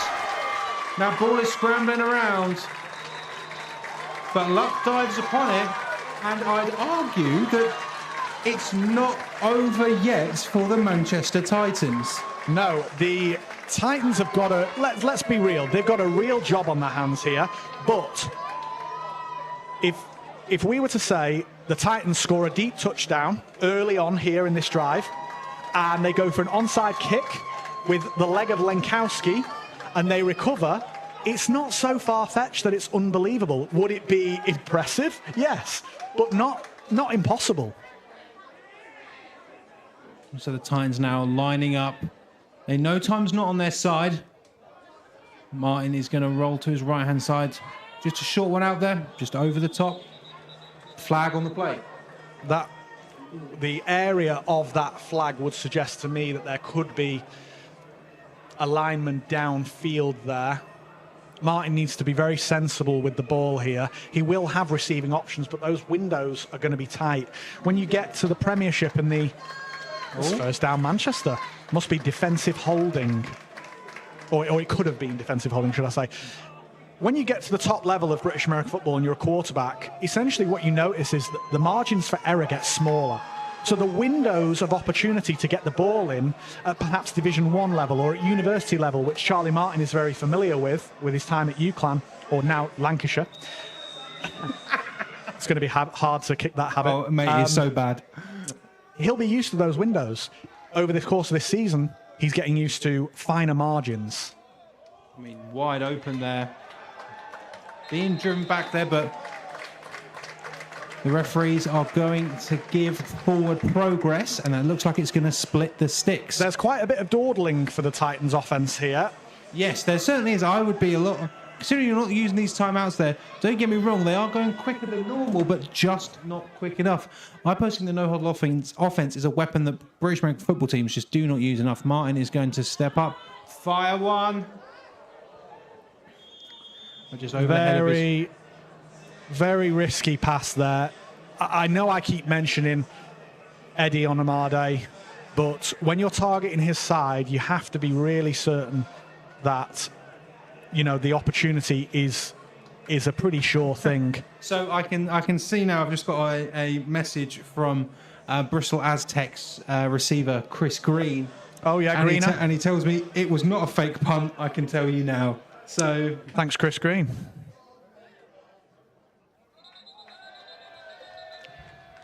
False start from the Manchester offense. Really not ideal for the Titans offense to have that deep pass go nowhere and then have a penalty taking him to 3rd and 10. Now, Martin knows that he'll have 2 downs here. He'll know he's in 4 down territory. So realistically, what he's got to do here is he's got to either make sure that the shot play he takes is a dead certain, or he needs to get a chunk of this yardage back and put himself in a manageable 4th down situation. So Martin's going to step up. And he threw it while he was being tackled, and it's just unable to be brought in. That would have been absolutely spectacular. But it's going to end up as a 4th and 10, and potentially the Titans' last chance. Yeah, Martin had a defender wrapped around his legs throwing that ball there. So impressive ball that, yes, was at the shoestring of Sam Penfold, but again, as we said before, Penfold makes the difficult grabs. He makes the tough catches. In my opinion, going down to your shoelaces, rolling over, protecting the football, that should not be a catch that's up for dispute. Penfold should be catching that as we see a timeout here. 2-minute warning. 2-minute warning. I mean, it comes at a very, very stressful moment for the Manchester Titans. 2-minute warning. Martin needs to connect here with something, and it's going to be a 1st down for the Titans. Still on his feet is Penfold, and he's going to go out of bounds. And there's still life in the Titans, but they're going to need a miracle in Manchester. Absolutely, and you know, happy to identify that was against Eddie Onamade, but what the Titans are running there is, it's called a win concept. Sam Penfold on the backside is going to have the option to sit or go. If Eddie drops off, he's going to sit at about the sticks. If he drops off, he's going to keep. If he comes down, he's going to keep going. So here we go, Martin. Once again, going through the air, tries right into the middle, bobbled around. Little behind Penfold there. Those are the kind of throws that's the margin for error that we're talking about here.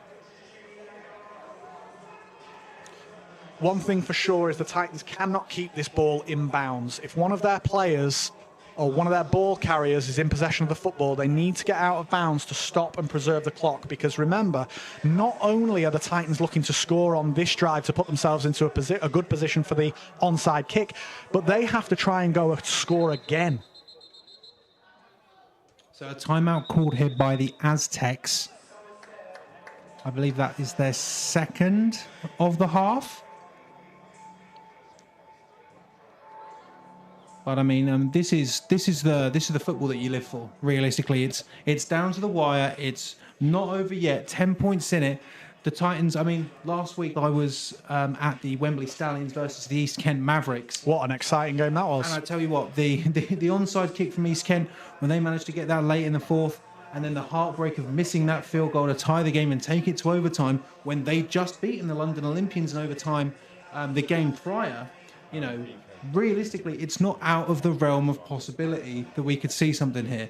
But the Titans, with not much time left, need to get a touchdown. That's number 1. Well, I mean, they could get a field goal if they want to try for, you know, OT. If you want to have OT, that's fine, because it makes it really interesting. But yeah, I think that it would be really difficult for Manchester to.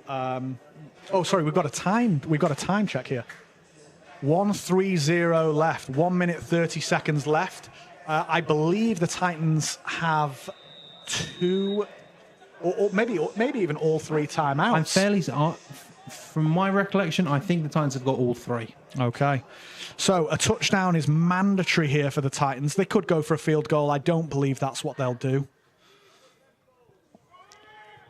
Martin drops back. Fofana's right there, and Fofana brings him to the ground. Ball is out. It looks like the and I mean, signal. this could be it.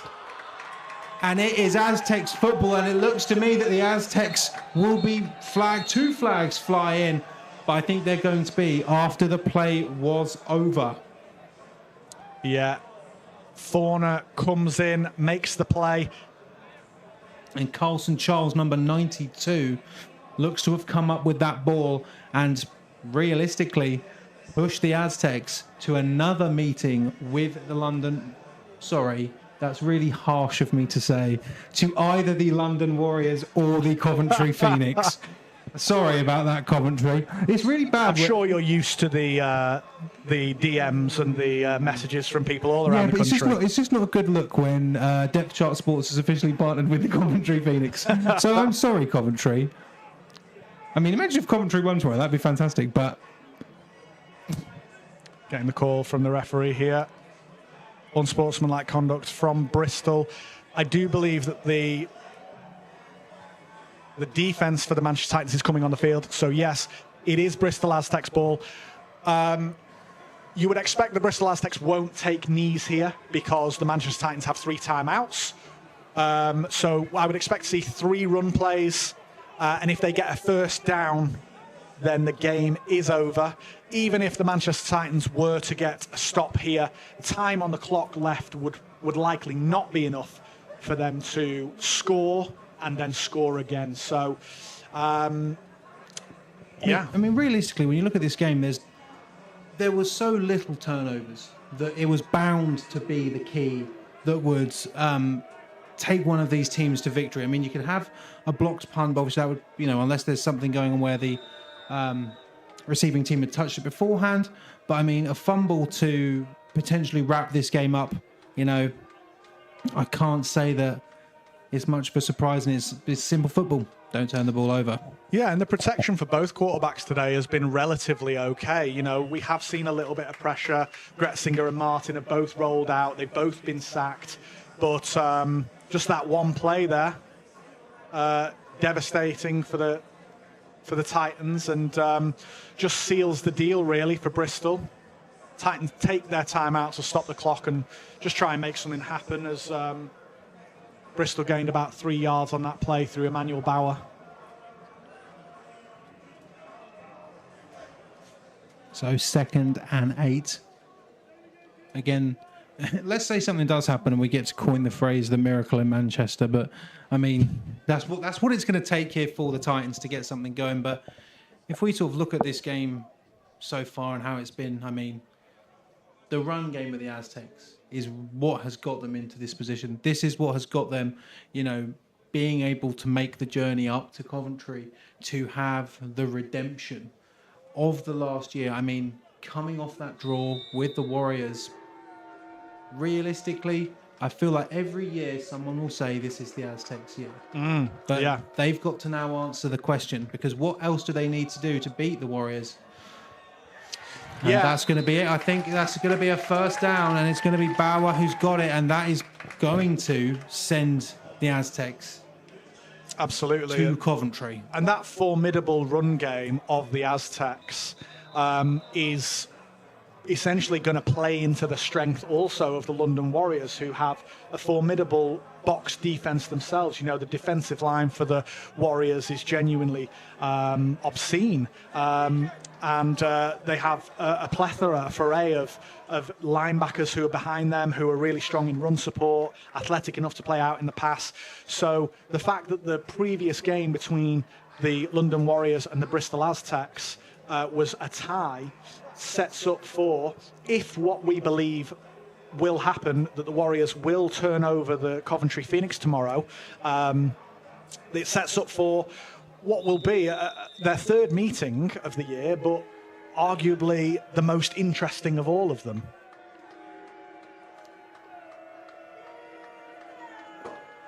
I mean, they really could make a claim that these orange jerseys are the key.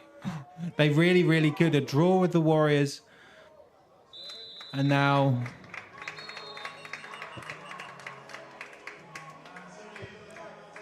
taking another time out of the Titans and beating the Titans as well. I expect to see these jerseys in the final. Yeah. Well, reluctantly. Well, this is it. I spoke to some of the Aztecs today, and they're like, "Yeah, this is the kit now." And I was like, "Oh, so you're just not going back?" It's like, "No, this is the kit." Well, you know what? If you're gonna own it, just go full on, all out. Like, I'm surprised I've not seen anyone wearing orange undershirts or leggings. Well, this is the dispute that they've had with people calling it a colour rush kit, because they're like, "Well, we don't wear, we don't have it's not fully orange. Just do it. Just fully orange. Just go for it." Like people already think it's grotesque. Yeah. You might as well just really, really sicken people. This kit might not look. It might look differently if they had the old Bristol Aztecs black helmet with the orange. Yeah. And I know you've got a new logo and you kind of got to keep that one, but a black helmet with this, maybe I could see it. I'm sorry. More teams need to. I know it's Brit Ball. We're not like inundated with funds, but come on, give me a throwback. Just give me someone throwback. They might as well be the. That was a very, very shallow toss. Interesting to risk the toss, but I suppose it's a 2-score game and there's under a minute to play, so Bristol can realistically probably do what they like here. But for me, look, there's been so much. There's been so many of the not so many of the Aztecs, but there's been people who deserve to be recognised in this game, and just through different things. I mean, I feel like Gretzinger with both his legs and ball placement is spectacular. I mean, God knows how it's going to be when he lines up with the UE Bullets for this upcoming season. Both Ampoma and Bauer, really, really just running that rock straight through. They've just been able to really, really damage any, finals dreams of the Manchester Titans as Gretzinger takes a knee. But I mean, even Sean Cook here, like he has been opening these doors in that fullback position for Ampoma, for Bauer, for Vaughan, and arguably for Petrie as well. I mean, there's so much. And as we have the final whistle, the Bristol Aztecs will be going. They're the first team we know that will be going to Coventry on September 7th for Brit Ball 37. Their opponent, despite I think both of our assumptions, will be either the Coventry Phoenix or the London Warriors, and that game will be played tomorrow. Yeah, and I think the Bristol Aztecs will know the challenge ahead of them here. They'll probably be watching the game scores closely in the hope that Coventry managed to upset the Warriors, but they'll know that. Well, let's say this actually. I anticipate that the Bristol Aztecs will start scout for the London Warriors immediately. Oh, well, Harrison, it wouldn't surprise me. It's a long journey up to Manchester. The Bristol Aztecs are going to have representatives at the University of Greenwich tomorrow just to be able to watch something.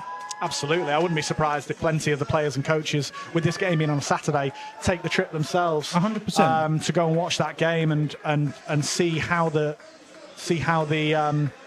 London Warriors and the Coventry Phoenix get on. But that matchup between, if we just refer to the matchups they've had this year so far, the matchup between the Bristol Aztecs and London Warriors, there's so many strengths playing against each other. Yeah. The London Warriors are borderline flawless, as are the Bristol Aztecs. If you break down each positional group, there's just talent in abundance and depth in abundance. The coaching staffs are extremely experienced. You can look to the Bristol Aztecs for their experience with obviously the Aztecs, but UWE Bullets, with Cardiff Cobras, with the SGS Pride, and the London Warriors. You've got a group of universities in that area. You've got NFL academy coaches that are part of that team, and it just sets up for what on paper is arguably the most exciting final. I think that's another reason why we're kind of, I suppose, saying that it's likely to be the Warriors already, because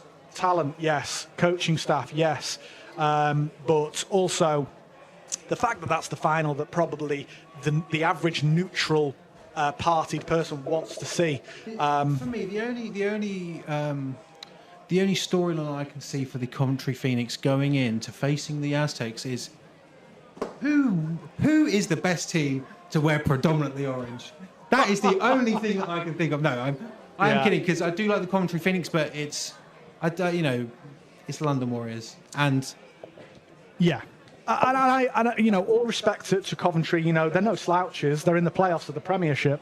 And they had the first game with Manchester was closely contested. The second one, perhaps not so much. But, there's so much talent on that team. And Coventry will have done plenty of homework. They'll be up for this game. They won't fear the Warriors at all. So it's a case of, the pressure is on Coventry, really. There's no pressure on the London Warriors to do what they have pretty much consistently done for the past decade plus. But I ask you this question, where do the Manchester Titans go from here? Well, I mean, when the season started, there was not rumours, but there was the rumblings of this is going to be a rebuilding year for the Titans. But the Titans are such a strong outfit with, being able to pull players from, good unis, obviously Lancashire. And truthfully, you've got these coaches who are developing all year round, not just by, being on the Manchester Titans, but also, University of Salford, Lancashire again. There is space, and the best thing about the Manchester Titans is they are a team that is forever evolving.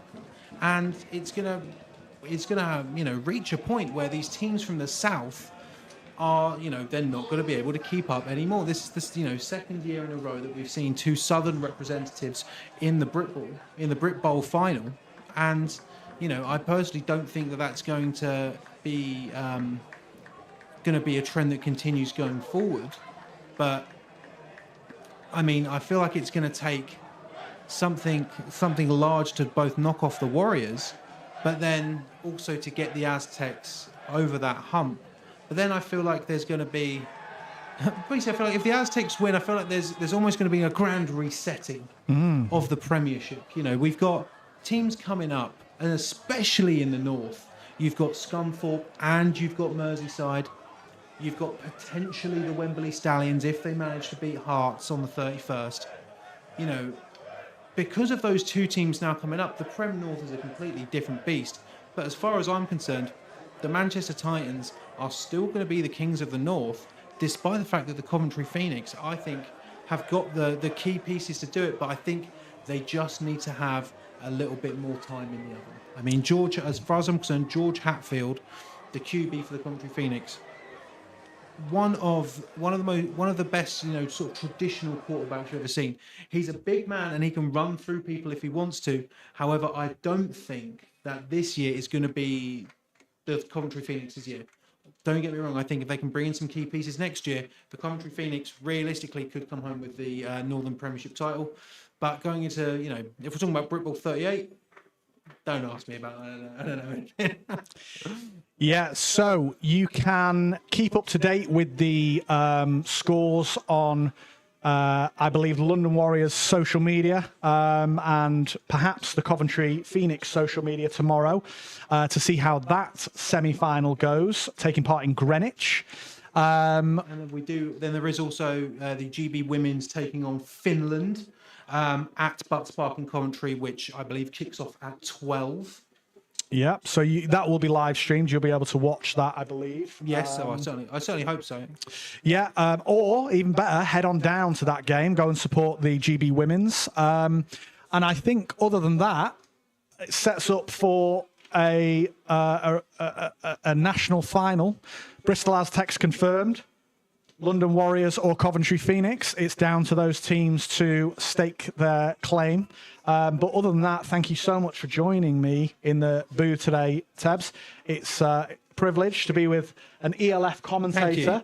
I hope that, next season, maybe you'll join us again for one of the bigger games and we'll make the 3-hour trip. And I certainly hope so. It's been, one of my favourite games to call this season. And I mean, I've had a great time commentating with you, and I will try to come back to Manchester. It all depends on how many 3-hour journeys I can fit into my Britball schedule.